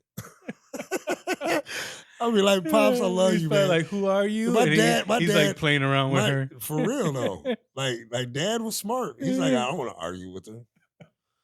I'm like, It's so man. funny. But But that he was my always remembered you. yeah, He didn't. that He was my never had to dude. tell you like, "What's your name again?" Nah, Like, dad was my dude. That was my best friend. So, but it's probably because you were so strong in his life, Man, that because you know what? triggered Because he was something. so strong in mine. Oh yeah, yeah. Like okay. all that trouble that we was talking about as being a youngin' and all that shit. Yeah. Like, you know, mom was the one. We're gonna put him in jail, and we're not gonna. You know, dad was about let's settle this at home. Yeah. We'll figure this shit out. Yeah. We don't send our family members to Yeah. jail. You know what I'm So saying? your dad was a real one. Dad was the real one. He always had my back, and no matter what, and I can't even sit here and say I didn't do wrong because I Of did a course. lot of wrong. Of You know what I'm course. saying? But But he had your back. he had unconditional love for That's his, because he for his knew. son. Yeah, He knew this is my son. I gotta yeah. have. If I don't have his back, who else is gonna? And We can't put him in jail, that's how he was too. And man, God rest his soul. bro. I appreciate him for Your that. dad is because, so smart because listen. Once you put a young man in jail, even like as a parent, yeah, he gets in that system. You know how hard it is to get out of that system. he knew. He my knew. mom didn't understand that. Yeah, she probably. You know what I'm your saying? dad's Like, probably more in the streets and stuff. than your Dad mom. did his thing, but dad was he said he spent I think he went to jail 2 times in his entire life, and he said he just did not like it, and so he just stopped messing up. You know what I mean? But Yeah, he went. dad He dad went legit. dad didn't even want to. He came to visit me one time, and he had like a mini stroke, and I said no. So he never And any other time I went to jail, he couldn't. And I told him, Yeah, don't yeah. bring dad here. Yeah, you just told him I stay just away. do my time and I'll be there. I'll talk to you on the phone or whatever, you know. So maybe that's why she didn't want to tell him when he had dementia, when you were in jail, because she didn't want to have him have like another. Like I love mom to death, you know. I just lost her last year, and that still sucks because you know you only got one mom. Yeah, yeah. But my mom and I, we bumped heads all through like my whole Your whole childhood life. because she was the disciplinarian. So it's just like, you know, she's like, I'll put your ass in jail, boy. Right. And then I'd be You're like, my dad, you can put me in jail, her. but you can put me in jail, but look at this is what I'm gonna do this time, you know. Yeah. So I tortured my mom. Don't get me wrong. Yeah. But we made our amends and our peace, you know what I'm saying, over the since I've been home from prison, especially. It was rough for her after Pops left. How long did you do in prison that last time? About 2.5 years. 2.5 years. Yeah. They tried to give me like 30 or something, but I did their little programming or whatever in there to get time reduced.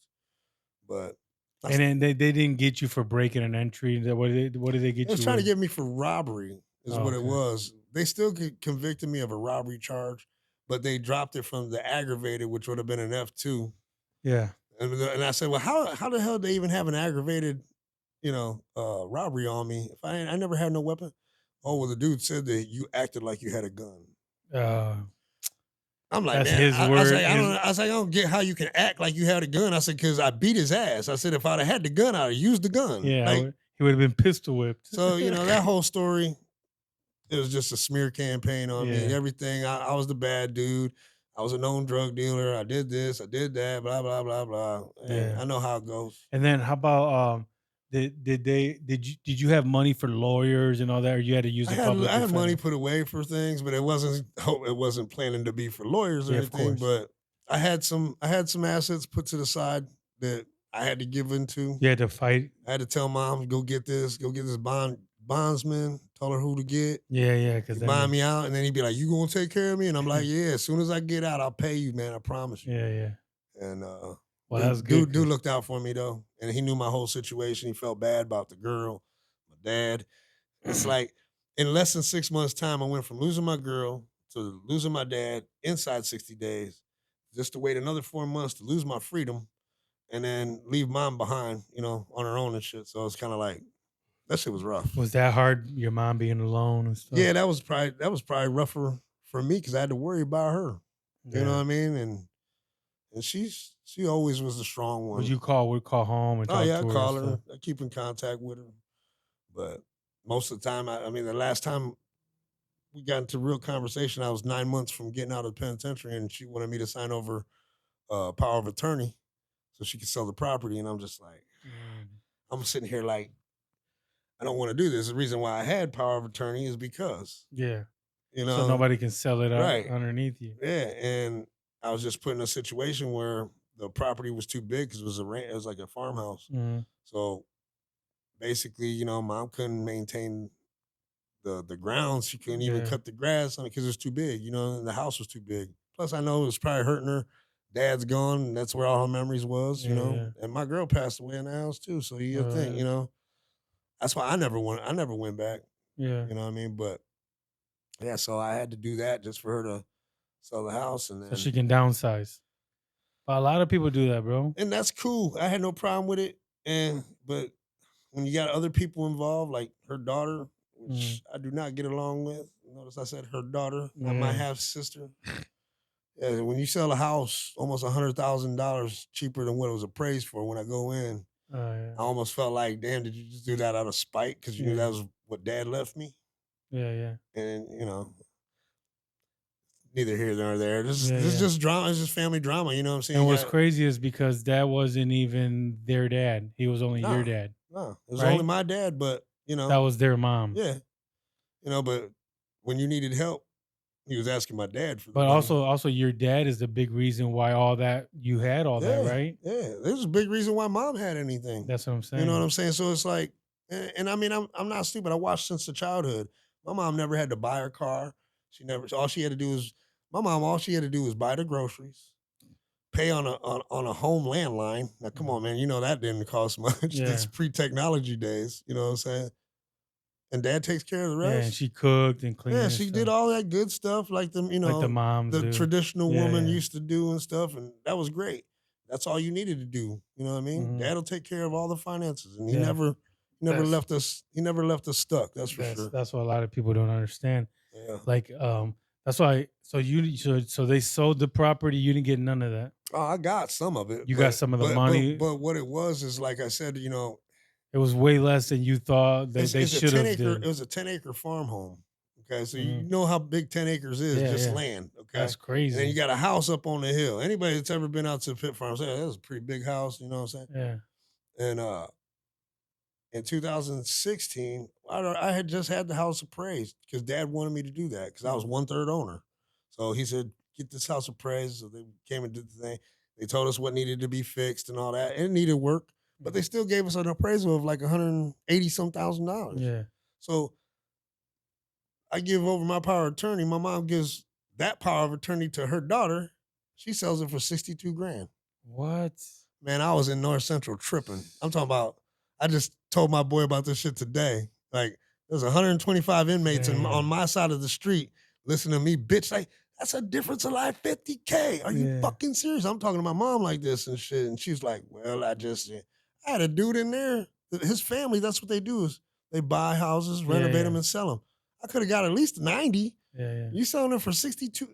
She sold it to like her friend or something. Nah, man. Nah. You don't even know. No, I've been by that house. It just disgusts me. You know what I mean? How about this? And when you look it up right now, like on Zillow, can you see how much it's worth right now? Probably, but I know they've done some work to it since That's what I'm they've had saying. it. But I like, have no idea. that might be $250,000 right now. That could have been. Because just the land. That could have been. I put money into the roof. Dad, we was putting money into the house and getting the shit renovated. Like I said, it probably needed about another 40 or 50,000 invested. Yeah. But at the time when I was investing money, nobody knew where the money came from, is all I'm saying. Yeah. You know what I mean? Like my mom didn't approve of that shit.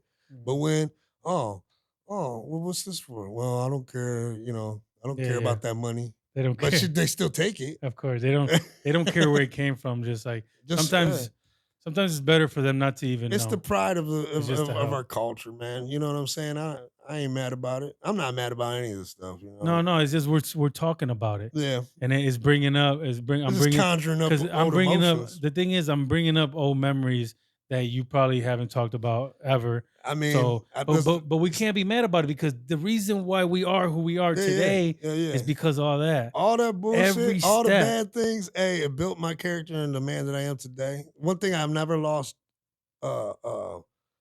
contact with was who the hell I am. Like I've done some messed up shit, but I've always been a good person. You know what I mean? I've done some foul shit that I didn't really mean to do. Yeah, I'm not a perfect person at all. I fail every day. I say this shit all the time, but I was telling Joe on the way here, I said, bro, because I kept telling him I'm nervous, and he's like, what you nervous for? I said, cuz I'm about to tell this man stuff in the world, shit that I've only told you and a couple other people in my entire life that even know anything about this shit. You know what I'm saying? And he's like, I get that. He said, man, knock that shit out. I'm like, yeah, it's easy to say, man. I said, but dog, that 10 years almost murdered me, bro. I said, I know. Because I've told him before, because there was one time when I called and from the joint, and he answered, and we talked for a minute. And I said, man, boy, I was like, man, I said, I don't know what you did, if you breathed life back into this dead corpse, bro. I said, but I wasn't even here no more, bro. Like I was ready to crash out in the joint and just I wanted somebody to end it. Yeah. You know what I'm saying? Man, I ain't got my girl gone, my dad gone. I don't know how much longer I got for mom, type shit. So he did, and I told him that today. I said, bro, you will always be the most important person in my life, bro. You're the one. You're my dog. You know what I'm saying? Because he was always there to conversate with you. My only nigga.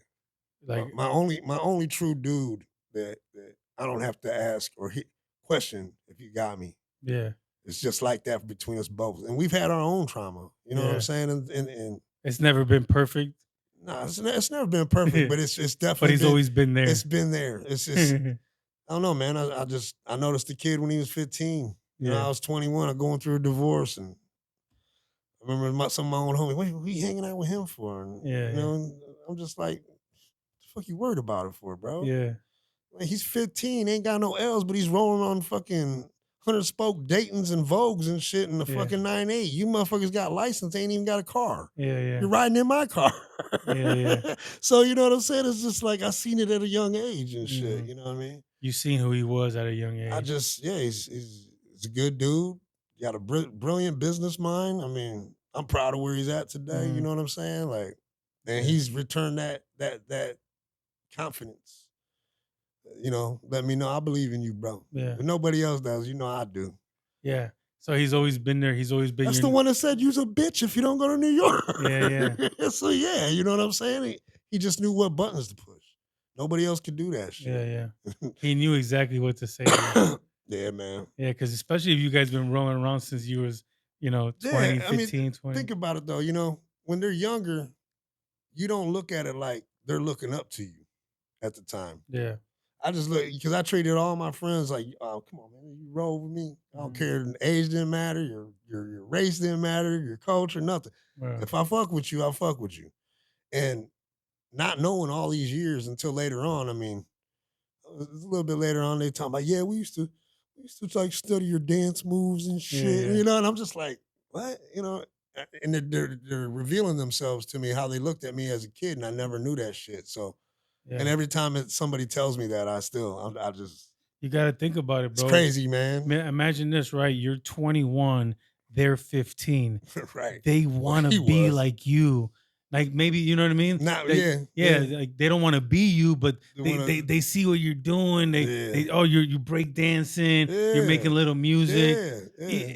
You know what I mean? It's like, they want to emulate some of the stuff you do. Yeah, man. Because I remember... You know, I only had a couple of cats that I could do that with coming up. Yeah. I don't feel like anybody... I had more negative impacts in my childhood and coming up than I became an impact on the positive side for the young ones. Because I'd tell them, if I'm fucking up, I'm like, man, don't do this shit. Yeah. Don't repeat my mistakes, bro. Yeah. You know what I mean? I'm telling you this shit right now so you don't do it. You know what I mean? Yeah. I'm looking at the older cats. They're like, yeah, let's do this. They're telling me to do the wrong shit. You know what I'm saying? So I didn't really have too many big homies. I feel like I literally became the homeboy that the youngsters needed that I needed that I didn't have. Yeah. So I kind of just, it ended up being like that. Yeah, you're almost like you have to replace like a hole that you felt like is needed. Bro, I became what I needed. Yeah. What I wished I would have had. That's what I tried to become. And not only that, but by them, they're like, wow, a 20-year-old is going to let us hang out with them? Yeah. Like, let's roll, let's go. My boy Ike says that all the time. He's like, bro, big bro, you was the first person to let me into the party. He's only like... That's what I'm saying. I think he's only like 3 or 4 years younger than me, though. This was so crazy. But he make it sound like it's a big leap, you know what I'm saying? And really, you were being a bad influence. He was like, you're the first person to let me into the party, to the house party, bro. Listen, right. Really, you're being a bad influence. But really, you being But at that age, right. It was a good bad influence. Being the cool dude. I wasn't condoning them doing foul shit, but I was like, it's okay, little nigga. Yeah. You know what I mean? It was nothing wrong with it. You know what I mean? Because, but if you think about it now, you letting them in the party. There's people drinking, smoking. We weren't. But I was that guy too. I was the first one to show my brother how to weigh out a quarter. Right. Thinking that was cool. Right. Like, it's 7 grams. And then, man, look, you don't even need to put it on the clock. I got an eyeball. Like after a while, but now that I look back, I'm like, damn, I taught my little brother how to weigh out a quarter, man. Yeah, man. So yes. And see, that's where I broke that shit off a long time ago. Like I had my underlings, that used to work with me, for me, whatever you want to call it. But then it got to a point where it's like, damn, I'm not making a right effect on these kids if I'm teaching them the same stupid shit. Yeah. You know what I'm saying? So I will tell, and anybody that knows me will tell you, I'm totally against all that shit. Yeah. Don't do what I do. You know what I'm saying? Like, learn from what from my experiences. Even when you were in it, you never. Yeah. Like you wasn't like that. To I became a bad drug dealer because eventually my conscience started calling. Because I was selling the Yola, so I'd see some of the customers going a little bit too far, and they would spend radical money too. And I'm sitting here like, when I had to go get one of my friends out of a closet, Yeah. Because she was so geeked on the shit that Yeah, I gave her. yeah. I'm like, what? She's like, yeah, can you please come? I'm like, you're down the street. Can you please come get me out my Yeah. closet? I'm like, yeah, This shit's it's crazy. time to give this shit up.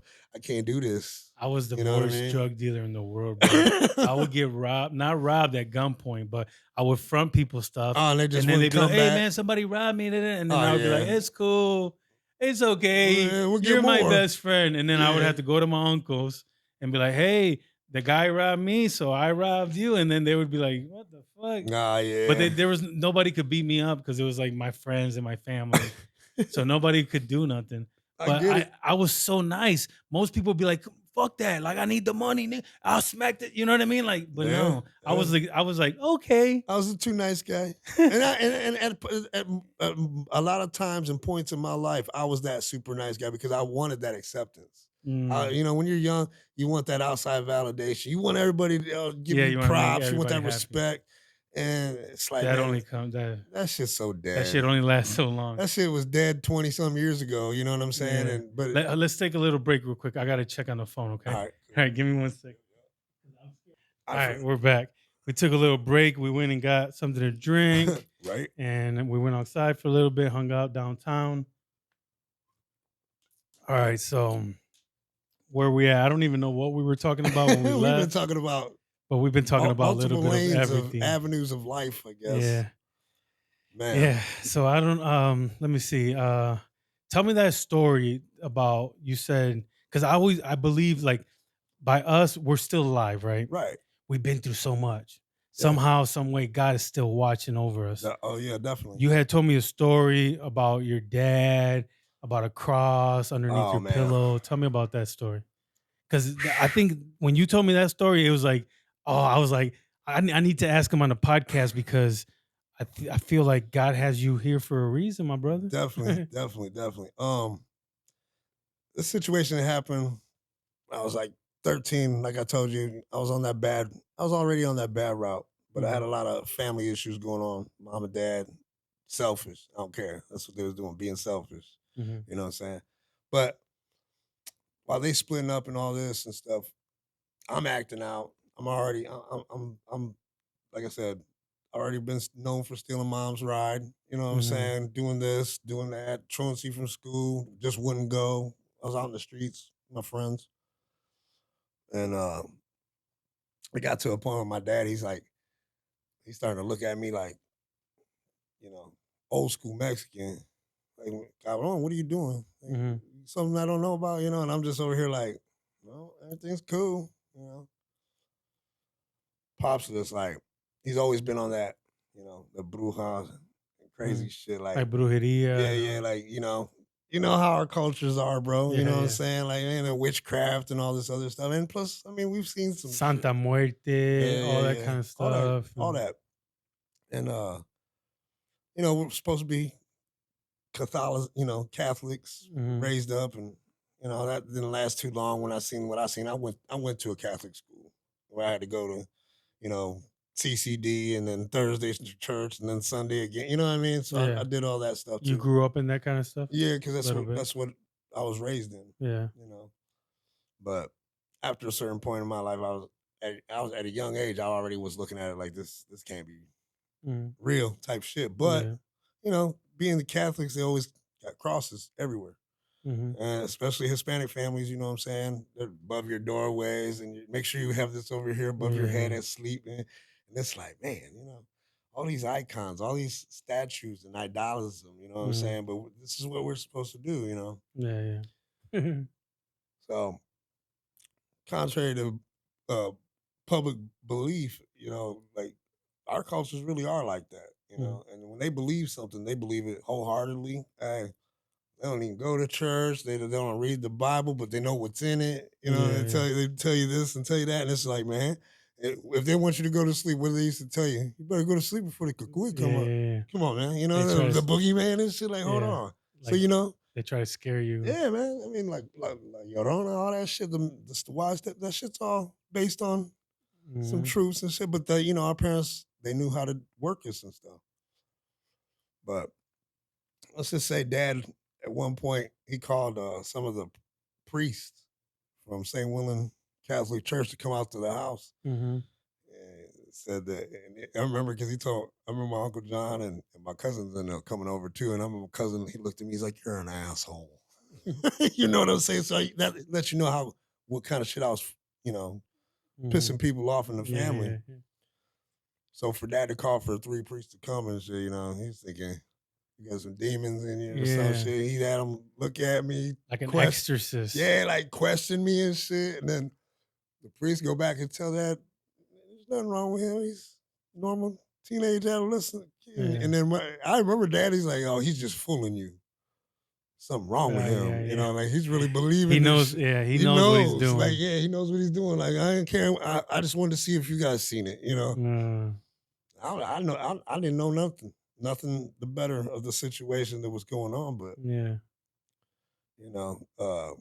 He told me later on when I was grown, he said, you remember that morning you can't eat when I was shooting the gun and you said, what are you doing out here and shit? And you asked me why what you shooting the gun for? You see something? And he's like, no. He's like, it just didn't work the last time I fired it. I'm just like, huh? Come on, I learned how to shoot a gun since I was 9 years old. So, hunting and all that shit, that's nothing. But I was stuck and I was just like, what the fuck? That ain't normal. Yeah. So anyways, fast forward in time, you know what I'm saying? I'm like 22, 23, and this is right when I'm meeting the Portuguese girl that I told you about when I right before you went to Canada. Yeah, before I took off to Canada. So he's telling me, he's like, man, boy, he said, I'm glad to see you, you doing grown man stuff. You getting out of here. Go see what's out there. He always used to tell me, you get money, man, don't hold on to that shit, spend it. Go do things you might not ever get a chance to do again while you can. I'm just like, so I was always on the go, And he's like, he's off subject. He just changed the subject. He said, man, I want to tell you something, boy. He's like, but I love you. He's like, man, it's a good thing the good Lord had you or was protecting you and shit. And I'm like, what you mean? What you talking about? He said, remember that morning that you came out the back door? Because I told you my bedroom was right there at the back of the house. And I was like, yeah. He said, you asked me what the hell I was doing shooting a gun. I was like, you remember what I told you? I said, I think you said something about, because it didn't work the last time I tried to use it. He said, well, you want to know how I know God's real? This is how they tell you that shit, too. They being serious, too. And I'm just like, yeah. He's like, God protected you, boy. And I'm like, from what? He said, man, I swear to God. And he always used to say that. I swear to God. I had the gun, I cocked it. I pointed that shit, and it didn't go off. I'm like, didn't go off at what? He said, you. I'm like, that's crazy.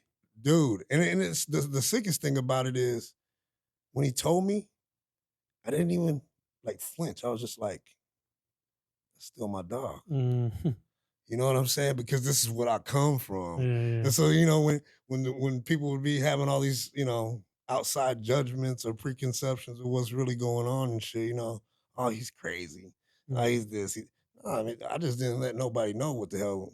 If I told that shit back then. Yeah, but your dad really thought you had demons. My dad really thought I had demons because of how bad I was fucking up out here in the streets. Your mom, you're wearing her to death and all this and this and that. And then also, okay, think about this. They probably had a peaceful, and then all of a sudden you're bringing all these problems. You're bringing all this drama. Yeah. He probably felt like you were the devil. I felt like I was almost the problems because they were splitting up because of me though. I had that in my head. But your dad's probably thinking not you, but these spirits in you. Yeah, you know what I mean. Especially if back in the day, where people used to be all up in them different. And one thing insane. The one thing I never did was ever. Because dad wasn't the disciplinarian. I told you my mom was.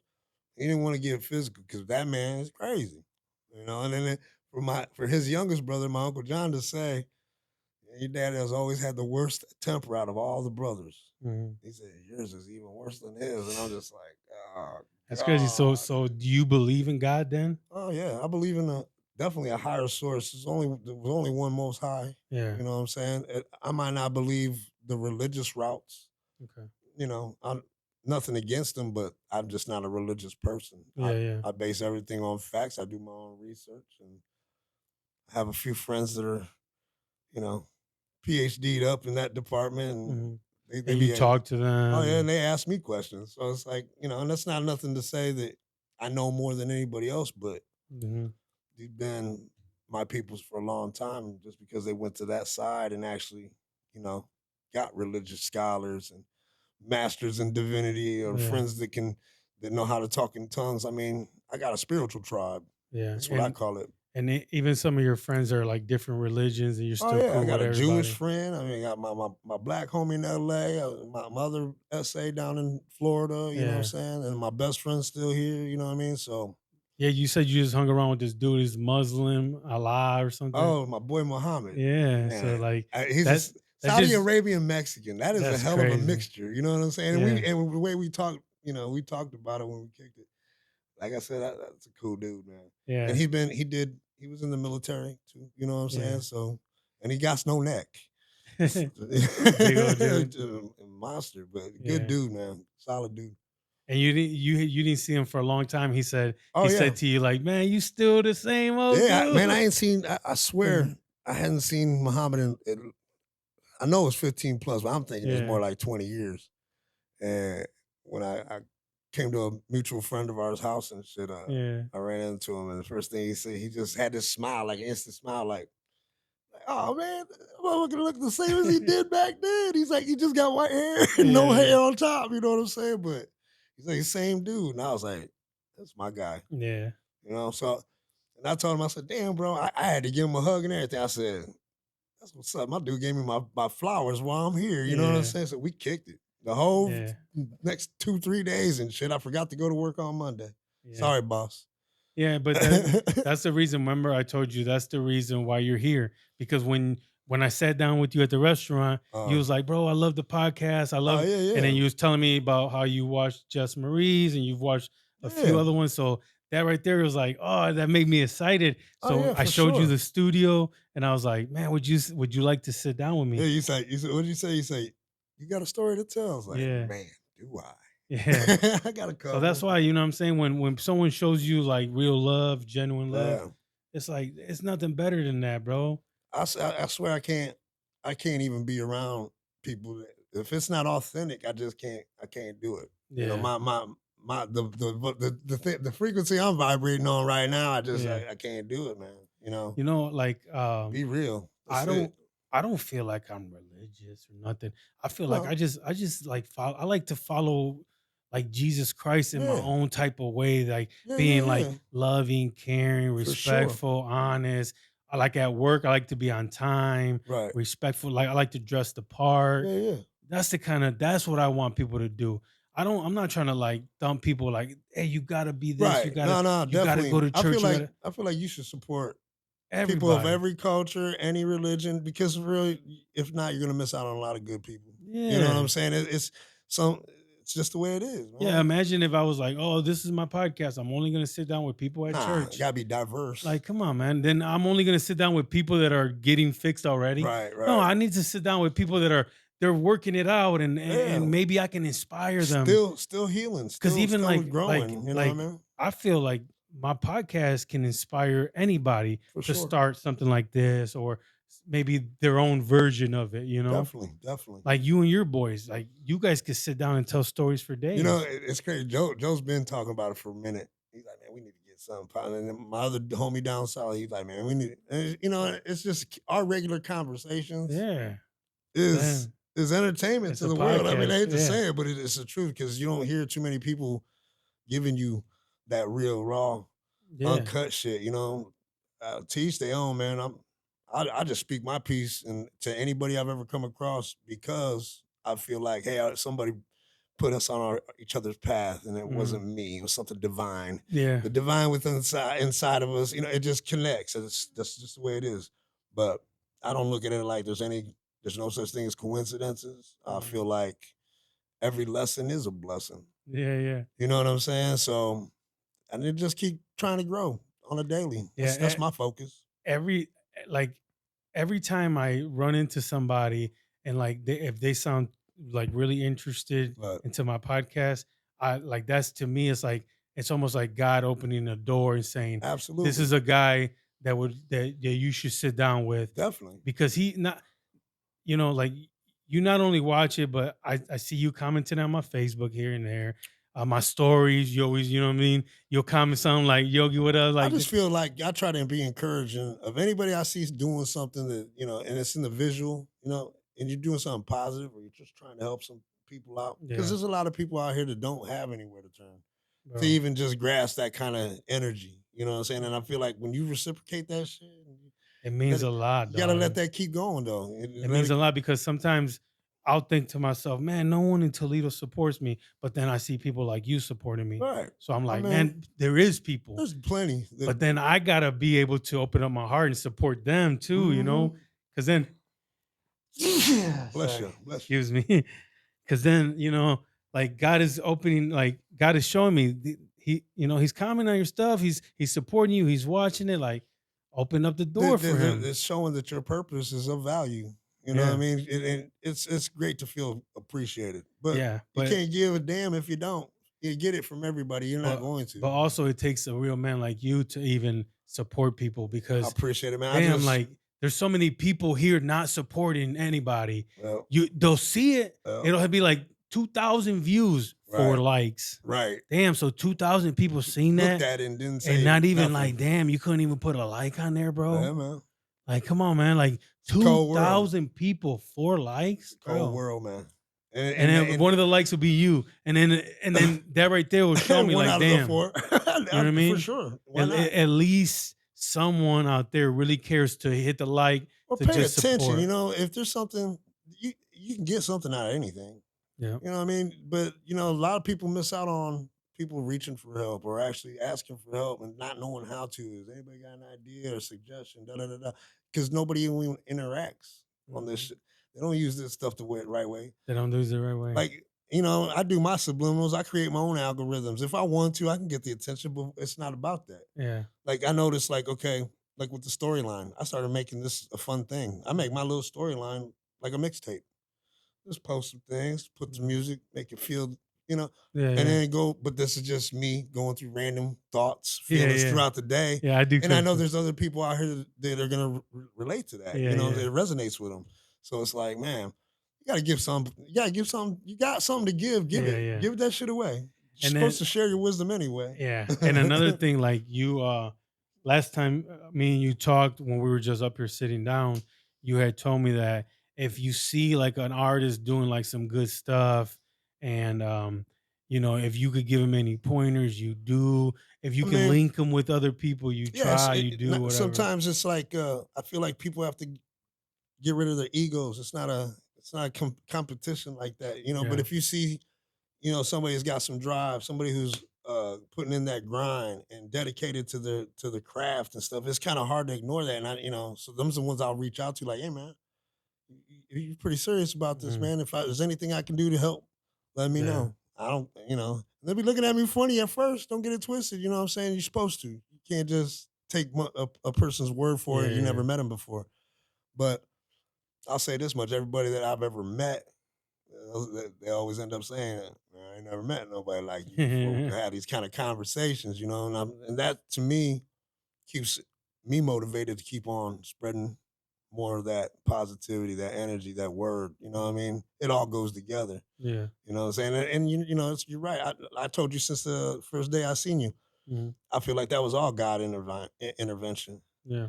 Now, come on, man. I'm talking to my dude in LA, and Yeah. I'm sitting out in the parking lot of San Marcos, and you just walk by. I'm like, man, I think that was that dude Yogi. Man, I got to get off the phone right now. I just wanted to come and tell you, Yeah. thank you for. Yeah, you didn't expect to ever like that was gonna lead to Nah. this. Nah, Yeah, I didn't either. I was like, what? Like, who are you? Like, what up? What up? Yeah.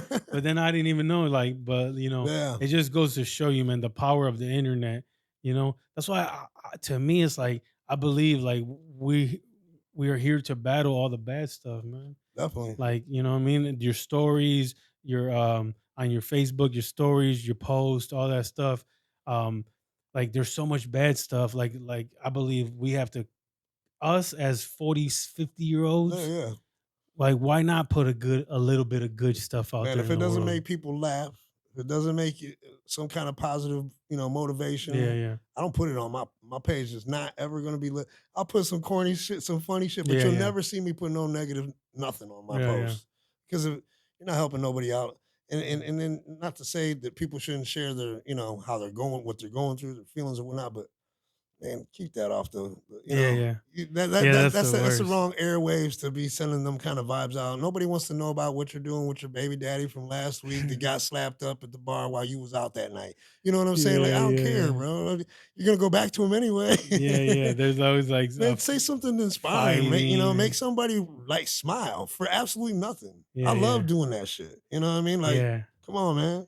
I want to. I started this Meta Glasses series. I just putting on Yeah, I my seen that. glasses I seen and that. just asking people like, do you think your story can bring someone hope? Right. Just because that kind of goes with my podcast. For So I sure. wanted to bring something, but with my own style. Right. And then Right. I Man. still haven't figured it out, and I get super nervous to go up to Shit. a random person. Yeah, I get it It's though. scary, Yeah, bro. no doubt because you know how they're gonna react. It's I'm like, almost better. oh, Like I wish I had money where I can be like, hey, $20, and I ask you because then I would feel better to hmm give somebody no, I something, get it. and I then they get would it be like, yeah, yeah, I'm willing to do it for twenty for bucks, sure. but But for free, whew, I'm telling you what though, the, that's the most priceless stuff you get. yeah, You know what I'm saying? When it's just like upfront and direct. Hey, you get the circumstances and the consequences, yeah, yeah, however it yeah. goes, but It still could go anyway. do it.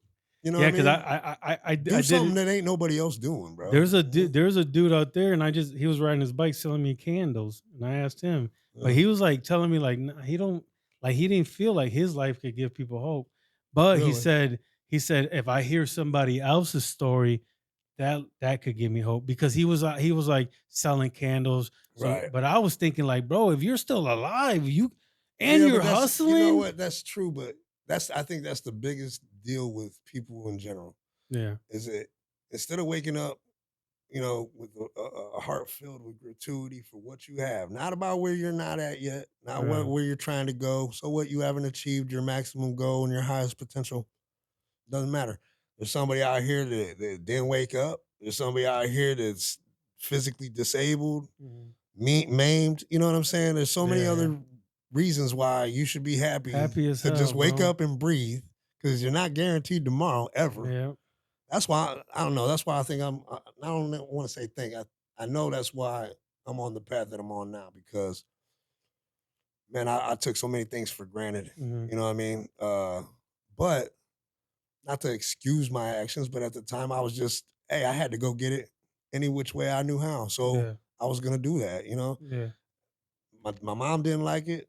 Dad didn't necessarily approve of it, but he never told me I ain't shit for it. yeah, yeah. At least you got something and you're doing something. And just he said, always just tell me, no matter how you get your money, just do something good with it. Yeah, yeah. And that's the truth. Yeah, because the thing is, bro, like, listen, it doesn't matter what you have in this world. Right. What it You can't matters take it with you. is who you are, brother. Yes, sir. Because who you are, you're gonna take with you. What you have is gonna stay here for everybody else. For sure. So that nice car, them nice houses, all that stuff don't matter. Man, It's more important to like make sure that your son or right. like I don't you don't have kids, but imagine if you had a kid. It's better to make sure he has gas money Right. and make sure that he's good than to like worry about a nice car, a nice house, Definitely. all that stuff because all that stuff's it's all going I to tell I dust. tell I tell Joanne all the time too. It's like, man, what else do we need to get that we ain't already had? Yeah, Many times over. yeah, yeah. Done had it, lost it, got it again. Mhm.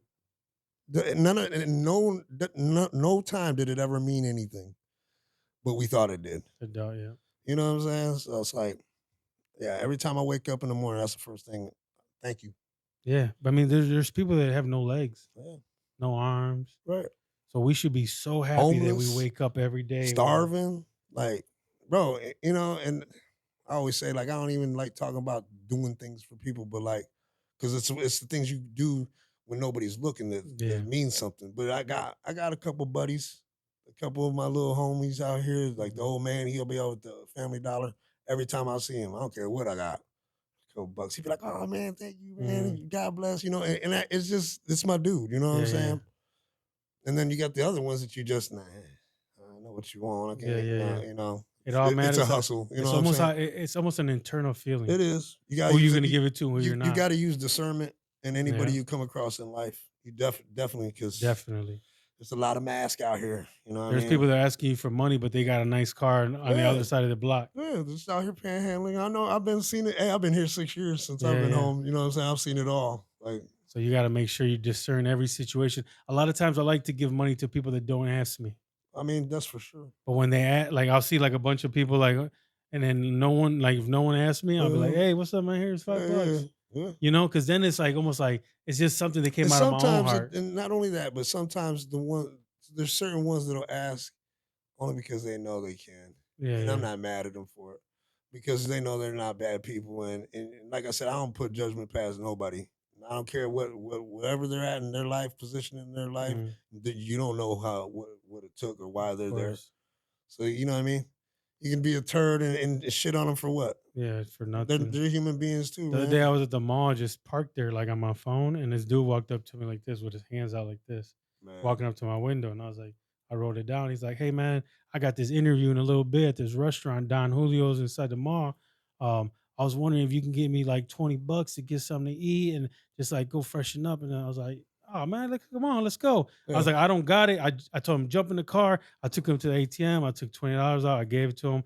I got his phone number. Me and him have the same birthday. Oh shit. He was like, when's your birthday? I was That's like, crazy. January 5th. He's like, my birthday, January 5th That's too. crazy. And I was Twin. like, that's God, bro. I was like, that's God. He's like, I was just going, that's why I was going like this. I wanted to show you that I wasn't trying to Tell hurt you you. what, man, synchronicities is real. It's crazy, that's real. bro. That's what I said. There ain't no such thing as coincidences. If that shit goes down, it wasn't by mistake.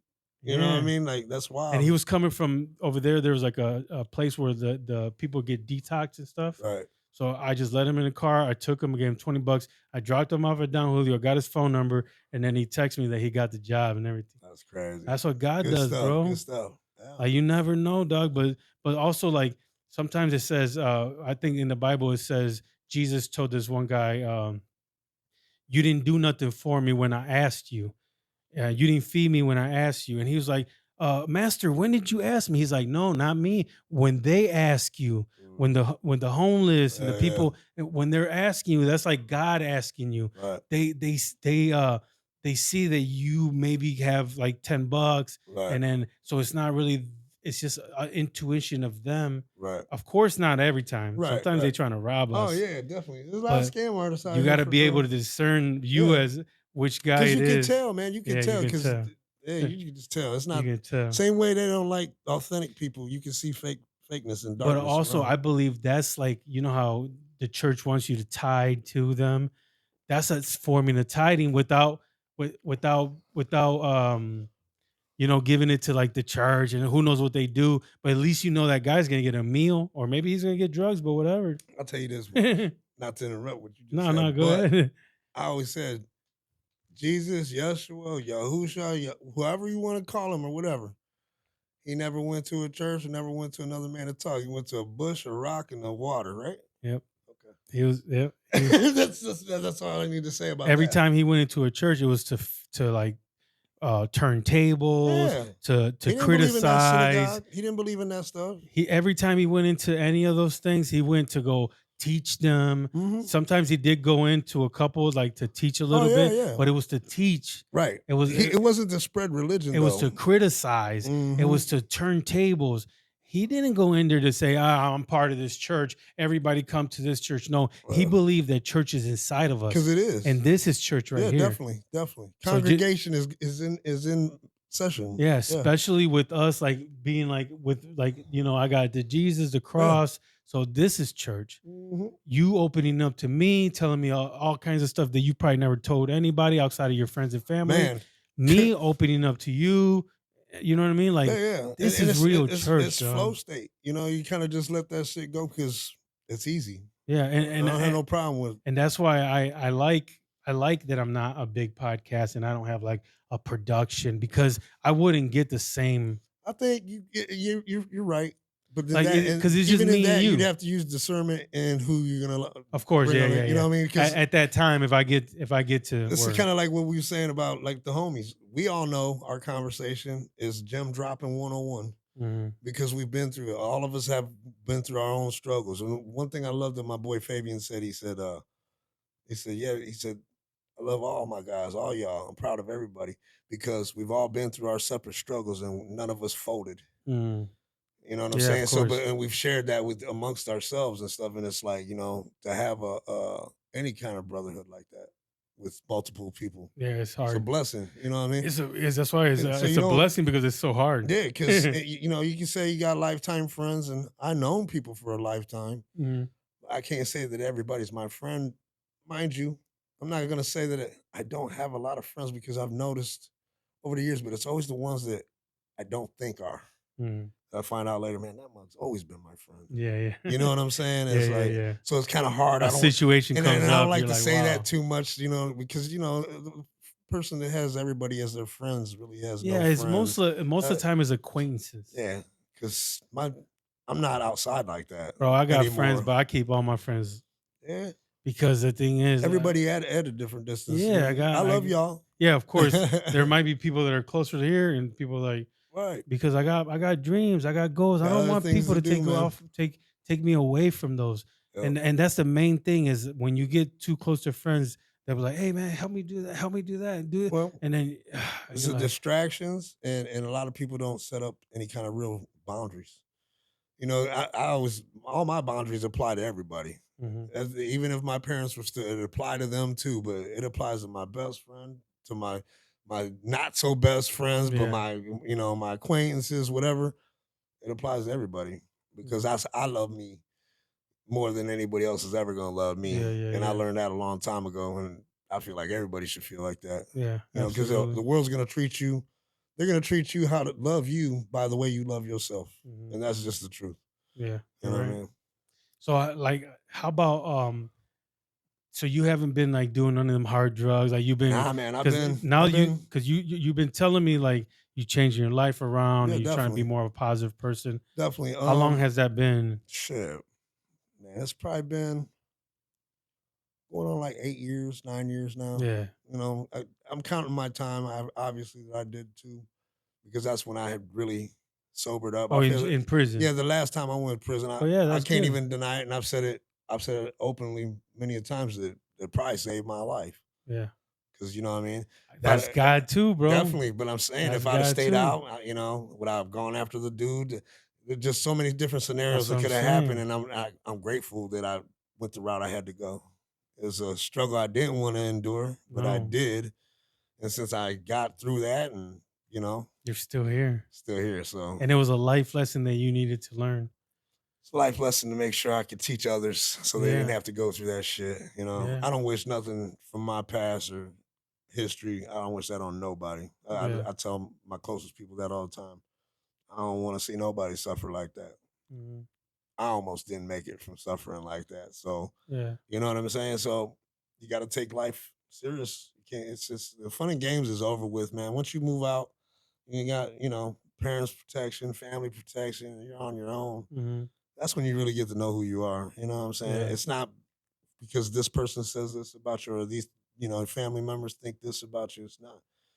Take some time. You got to really get to learn yourself. Yeah. I always say, and I do say this a lot, that, you want to see better in the world, then you need to embody that, become that, and then you'll Yeah. see it more often. You know Yeah. what I'm Yeah. saying? But if you don't try to grow and you're not changing or nothing, I mean, you get stagnant. It'll be stalemate. There's too many distractions out here for everybody to get caught up in. Mhm. I ain't got time for all that. Yeah. And you work and study job and all Yeah, that. yeah, yeah. I've been hard in the renovation and remodeling, you know, field for 6 years since I've For been real. home. And then what And kind of work? Like, what is it like? What do you remodel? What do you oh renovate? man, right now we're Houses. redoing a floor in a utility room. Okay. The whole floor was sunk in, so we had to rebuild that. I mean, Okay. it's typical, Yeah. Yeah. regular, type And you stuff. guys do cabinets, all that We do stuff. that. We do roofing, we do Whatever. siding, whatever. Okay. Put pools together, level your ground. Yeah. We do it pretty much all. And how Get it, did you get it learn right. how to do all that? You just hands on? I mean, watching my pops. He couldn't build very good, but he was a builder. Yeah, He yeah. built a lot of shit. He just didn't build it right. Yeah. And then, I've had some experience over definitely the last 6 years is when I went full go in it. Mhm. I had a former partner where we was doing some things, but that didn't work out after a certain amount of time. So we went our own ways. Yeah. But I've been doing this pretty much 6 years strong. That's good. And it's steady work. Yeah, yeah. Always working, always It's have usually, jobs. it's usually work year round, you know. Right. That's good. I don't feel like there's any, take off in the winter because there's no work. Nowadays, you better realize you need that work. Yeah. Go get that work. How about music? Do you dabble into music anymore? I mean, I write daily. You do? Yeah, I write daily. Okay. It's kind of like my self therapy. Let it go. Yeah. Like question if I still got it. Not Yeah. really, but that's what it is for me. I plan on lightweight doing a little something, but I've been talking that shit for quite some time. You know what I mean? But I mean, there's plans. There's always going to be plans, and I don't want to sit there and say never. Mhm. I got too much material not to. So Yeah, you sent me a bunch of songs, so you got a lot of stuff. yeah, unheard, unreleased tracks. Yeah, yeah. Whatever. And like I said, all that goes as far back as like 2009, 2011. Yeah. It just sounds new because nobody ever heard it. And what was your rap name like when you did go? Gynx. They used to call me Gynx Loco. Gynx Loco? Yeah, Gynx was just an acronym. G was for the gangsters, Y was for the youngins, N's for all my ninja, X'd out the past I never wanted. And then the Loco, everybody thought, oh man, he crazy. No, Yeah. that's an acronym too. LOCO was level of cocaine operation. And people just don't know. Even Joe, I remember when I told him that the first time, wasn't that long ago. He was like, He's like, what? He's like, I never knew that. He's like, man, I just thought it was some crazy shit. Yeah. I thought you was crazy. Like, yeah, I'm crazy, but damn, so it all meant something. It all meant something. Yeah. Yeah. So. Yeah, because a lot of people you ask, I'll sit down with rappers, I'll be like, how? I don't know, I just got it on the internet. Right. They don't have no meaning to it. Nah, they just figure out some kind of way to spell it. It's a gimmick. They'll spell it different. I don't do gimmicks. It has to apply to me. It has to have a reason. There's a reason. Yeah, reason for. And even your music, when you make it, it's like you're writing all this stuff. It means something to you. Oh yeah. Or you're just making shit up off. I mean, I can't do fantasy tracks. I don't do things that I haven't actually gone through or lived through. Like if I speak on it, it's where I'm at currently. Yeah. I spit some bars to my boy to Joe the other day, and he was just like, man, boy, you like your wordplay. And then it's like, man, don't talk shit. I don't want to hear that. I'm just letting you know I'm still doing it. You know what I mean? Yeah. We'll get there. Yeah. So. And then back in the day, like people would charge you a lot to make a beat. We had the, like I said, we had the hookups. We had the hookups pretty much. I mean, yeah, you're gonna pay. You want to go top notch quality studios, upgrade, whatever, you're gonna pay the money for it. That's just the way it is. So there's many studios that was involved. Yeah, because like when you guys would make a record, everything was like all yours, original, copyrighted, all that. Yeah, we didn't. I mean, and of course, unless you was trying to get a sample cleared. Yeah, which, that's anybody in the game.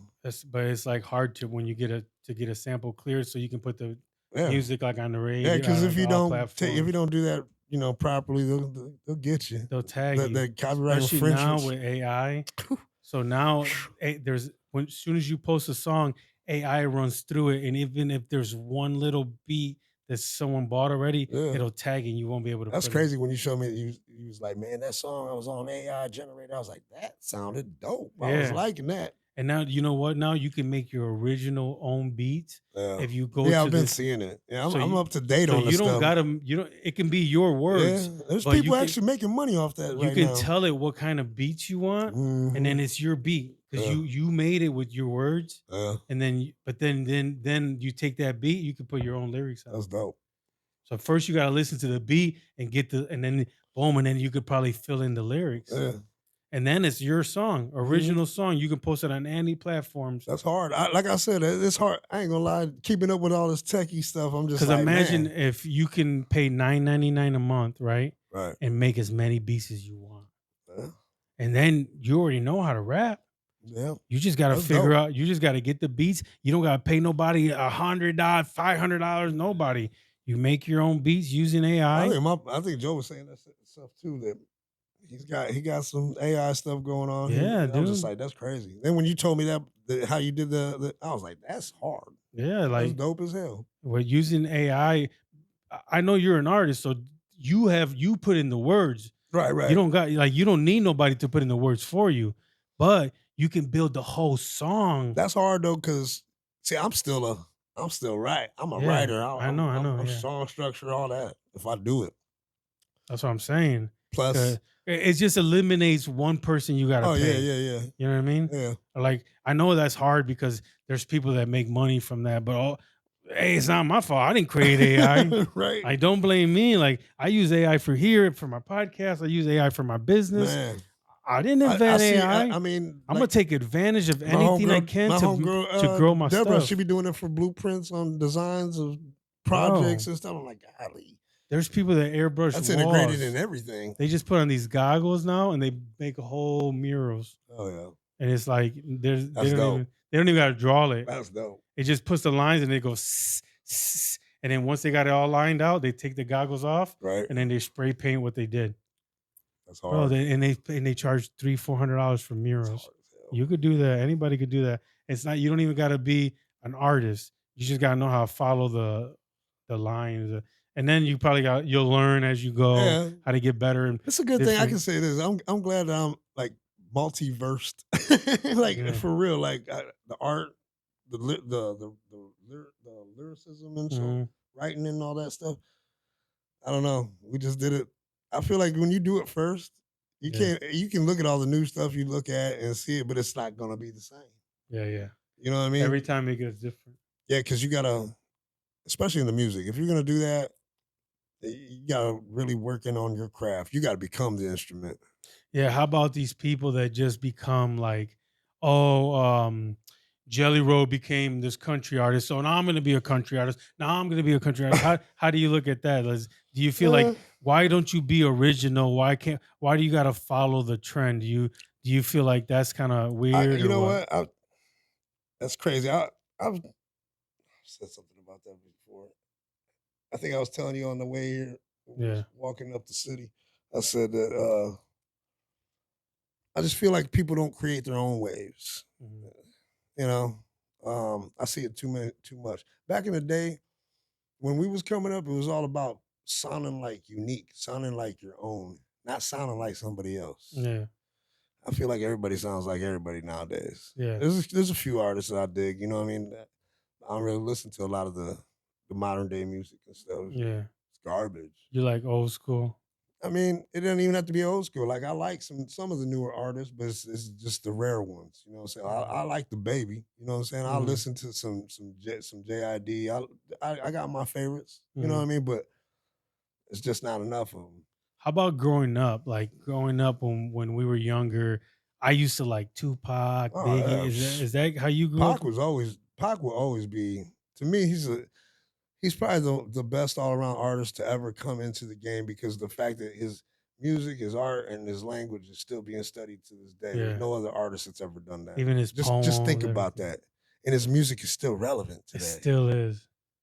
Like, and there's still tracks that they can come out with. They can put another album together right now. He made so many tracks back all before the age of 25. That'll never be done again by any artist. Crazy. You have to. How about, did you ever like Too Short, like playing music and stuff? Hell yeah. Too Short, UGK, Original Outcast. I liked all that stuff. Yeah. How about when Ghetto Boys and when Ludacris, did you like any of that kind of stuff? I think that was more like radio hits. Yeah, but I think that was probably one of the hardest eras of music that ever like came out. Man, yeah, because just that time frame. Because you got DMX, Nelly was saying this stuff too. He said that in one of his interviews where he was saying that he said, "Man, I came out in the hardest era ever. I had to deal with Eminem. I had to deal with the G Unit. I had to deal with 50 Cent. I had to, and then he just kept naming all Ludacris, and he kept saying all these names, and I'm just like, damn, Lil Wayne was the hardest era. Nelly, the early 2000s into Master the early 2000s, 2010s was the hardest Snoop era. Dogg. It was mad dudes, bro. Yeah, man. It ain't like that no more. Now it's like, Drake and Kendrick Lamar are beefing. Like, what? Drake and Kendrick Lamar are beefing. I'm weak. Bro, we used to have I like can't believe you just said Tupac that. and fucking Biggie used to Yeah. shoot at each other. Well, and now I mean, we got they Kendrick actually, and Lamar. well, they beef. actually started that, but now that I know. let's put it this way: now that we're at where we're at in the era of the music, you see why all that stupid shit went on, though. Yeah. You know, it's crazy. Like same team, people on the same team killing each Fighting, other. yeah. Like I don't get that. Now that there is some weird, like I see a lot of these rap groups Yeah. getting these indictments and like the whole like Yeah, like Ricos and all like that stuff. the Mellies, the YLM Yeah. Mellies, and oh man, That shit's getting crazy because they're all snitching on each other. See, that's what I don't understand. That's how you know the game has changed. Yeah. You know what I mean? What we was rapping about wasn't getting all junkified up and nothing like that. It was so we was selling this shit or whatever, but it was never about what they talk about now. Like it's not cool to go get fiended out and just wreck yourself on a regular. And then you go kill somebody, and then then your best friend was there, so he's telling on you. It's like the hell, like. And now they're also doing like they'll kill somebody and they go make a rap video at their funeral. Yeah, that's crazy. And they're killing people. Bro. Like in Florida, this Waka, I forgot his name, not Waka Flocka, but there was this dude named forgot his name, but what if you're talking about damn man, I forgot his name. Talking about down it was in Jacksonville, Florida, or something like that. No, not Jacksonville, Florida. Man, I don't know. And it was in like I think it's Jacksonville, Florida. This rapper, he killed like the brother, right? He had his clique killed these brothers, and then they went and made a rap video at the funeral at the grave site, and they put it all over the internet. So then the brother went and they had that guy murdered with AKs right in the middle of a hotel parking lot. These dudes crazy. all over music. I'm trying to think who that is. I don't even know if I heard about that one. Yeah, I'm gonna have to show you. I don't because I don't stay up on the world news. I'll be checking. We had a little problem where our camera went out. The rapper I was talking about was Julio Fulio. Yeah, Julio Fulio is the one that had that. But let's go on, and I want to kind of wrap up everything. We've been talking for like a good 2 hours. Definitely. And I just feel like everything you've been through is just like a learning lesson, step by step, for a greater thing, for a greater purpose. Absolutely. So like even like with the things you're doing with your stories, you're always putting like good vibes out there. Definitely. That's a good thing, man. You gotta spread that. You gotta, when you got wisdom, it's meant to be given away. You're not supposed to hold that, Yep. And like I said, I don't care if it's just one person. Like I told you about my storyline, I don't care if one person just looks at it. Yeah. There's always gonna be something in there for everybody. I don't do it like picking out any specifics. I don't send subliminals. If you catch a feeling or get offended, well, maybe sometimes the shoe fits, and that's just how it is. And I tell people, because I've had people ask, man, what was you talking? What was that about? I was like, look, man, it's always a generalization. I don't, if I'm going to talk about somebody, I'll put it out there. Anybody knows me knows, they'll tell you I'm too direct, I'm too blunt. But I'm too direct and too blunt for you. That's just me. So, but yeah, man. Yeah, you put that stuff out there. Who cares if someone gets feelings? That's because there might be something wrong with you. You might have that. You might have that feeling because that message probably lit a fire in your butt. It's called a conscience, man. And a lot of times it's just we sharing stuff that's already out there. We just put it on our page. Right. It ain't our fault that's making you feel that way. And I don't wipe my hands clean from nothing or anybody else's misfortunes or nothing. Like, I speak on total experience, my own. You know what I mean? I got enough to write some books, and like I told you, I plan on doing that. I got some things, I got some goals set for this upcoming future, but it's kind of like you said, it takes money to do everything. And man, the way things have been going with the gas and all that stuff, I'm glad we kind of coming back down because I can't put regular in my car. So it's always expensive, no matter what. You're still trying to figure out everything. Man, just day by day. But once your business starts growing, then you start growing, and then everything. Yeah. I mean, that's one thing about me. I've built everything I've ever built has been from the ground up or ground zero. That's the way it is. I've had to rebuild many times, and if I did it then, I can do it again, and of course, make it better. What I mean? And in the Bible it says that don't worry too much about tomorrow because today you have enough problems. Right. And it also says if God makes sure the birds get food every day, and why wouldn't he us? Right. So don't stress it. Everything's gonna come at his own Absolutely. time and everything. I think that the main thing is to have a purpose in our life. Definitely. Do you feel like, do you have a purpose that you're working on? I feel like I'm serving several purposes. You know Yeah. what I'm saying? But I know the main purpose is to just guide these next generations in the right direction. You know Yeah. what I mean? You know, keep them away from the stuff we've already visited ourselves that had bad circumstances at the end of it.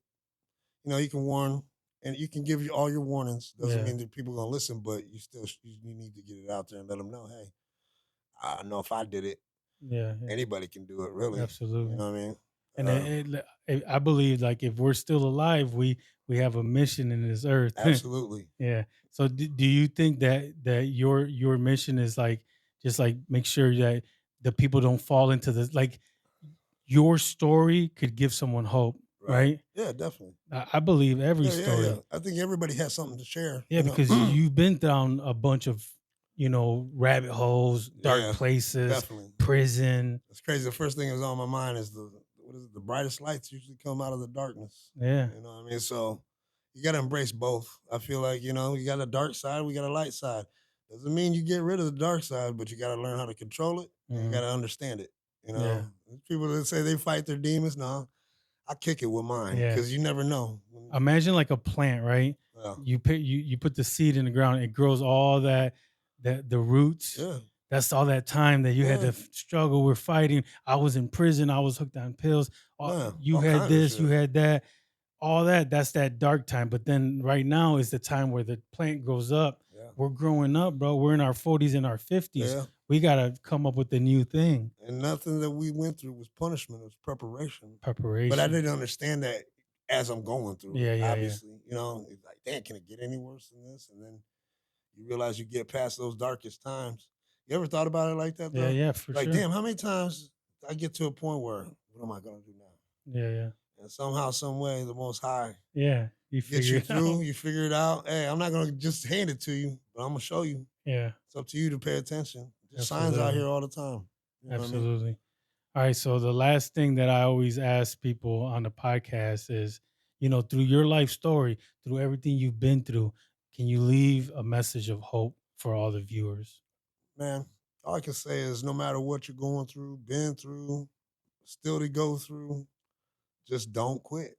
Resiliency is something that's it's rare nowadays. People are quick to give up. Don't give up. Just keep it going. There's definitely light at the end of the tunnel. Mhm. You know what I mean? But yeah, I just feel like I just told my friend today, man, I'm so glad you was there for me, man, because you know what I mean? Yeah. I don't think I was gonna make it. I knew I wasn't gonna make it. And then he told me some valuable things. He said, you come back out, bro. Mhm. You even half of the dude that I remember you to be, bro. You know, and he sparked the fire on my ass, and to this day, it's like I told him today, I was like, man, you're the most important person in my life, brother. Yeah. Joe And that's- Angelo, he knows that's your that. brother, Yeah, that's my Joe boy. He know what it is. Fast cash, man. Fast Cash, Joe Yeah. Angelo. Shit, fam life for real. Yeah. You know what I mean? That's your guys' thing, fam life. Yeah, the Fostoria affiliated Yeah. mobsters. That's what we was going by back then, because we had all the different, we had a folk, we had a homie love, you had a crib, we had all the different gangs together. That's where that name came from. Okay, so because it's like that tied everybody together. Yeah, because we had Toledo, Fostoria, everybody that was around us together, we just united. That's dope. Yeah. All right, man. Well, I appreciate you so much for sitting down with me. I appreciate it. Where can everybody just follow you on Facebook? I mean, you can just catch me on Facebook all day. 100 Juan DeLaRosa, whatever. IG is 100_Juan. Okay. You know what I mean? I'll put it all in the descriptions. All you gotta do is go down there, click it, and then you can get on his page. Make sure you subscribe to his channels. Make sure you subscribe to this channel. And then, do you have any music out there anymore? Nah, not yet. And like I said, I got things in the vaults. You still I don't like getting people hyped up because they hype themselves up for that. Back when you used to make music, it was all like DVDs, CDs, all that? Pretty much. I mean, I got everything. All my tracks are on MP3 or MP4s and stuff. So you do have it where you could put it online, huh? Yeah, if I wanted to. Yeah. All right, But man. I got to make sure I got my copyrights right. Yeah. For sure, man. Yeah. Thank you so much. I Man, appreciate you. too, brother. I appreciate you guys so much for watching. Have faith, show love, give hope, let go, and let God.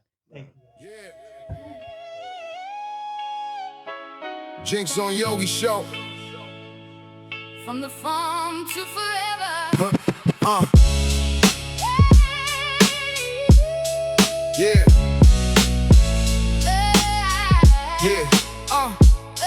Gynx on Yogi Show.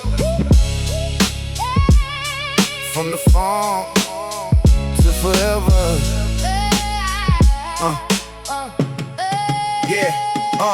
Pit farm raised chickens and dogs. Dad out there breaking his back dawn to dusk. Stealing mom's ride at 11. Wild nights, no fear. Just trusting the rush. Break dancing in the clubs. Roadie life, lights hitting the stage. Cross the map, chasing dreams. Living loud in a whole new phase. Crew moving like family, selling tapes out the trunk. Big rooms, bright moments. But the streets always call me back young. From the farm to forever. Still standing through the storm. Lost it all, rose again. Found my soul in the reform. No coincidence, it's just life right in the plan. Gynx on Yogi Show, telling truth for the fam. From the farm to forever. Keep grinding, keep it real. Yeah. Resilience in my blood. This the way I heal, yeah.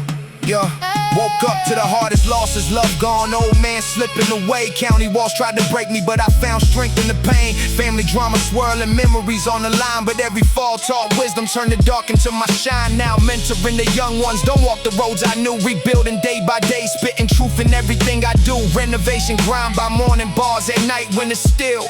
Old soul in a new chapter, doing what the real ones will. To the ones still in the struggle, walls feel like they're closing in. Keep pushing, keep rising. Your story ain't at the end. Yeah, every scar got a purpose. Every law showed me how to win. Gynx on Yogi Show. Let the journey begin.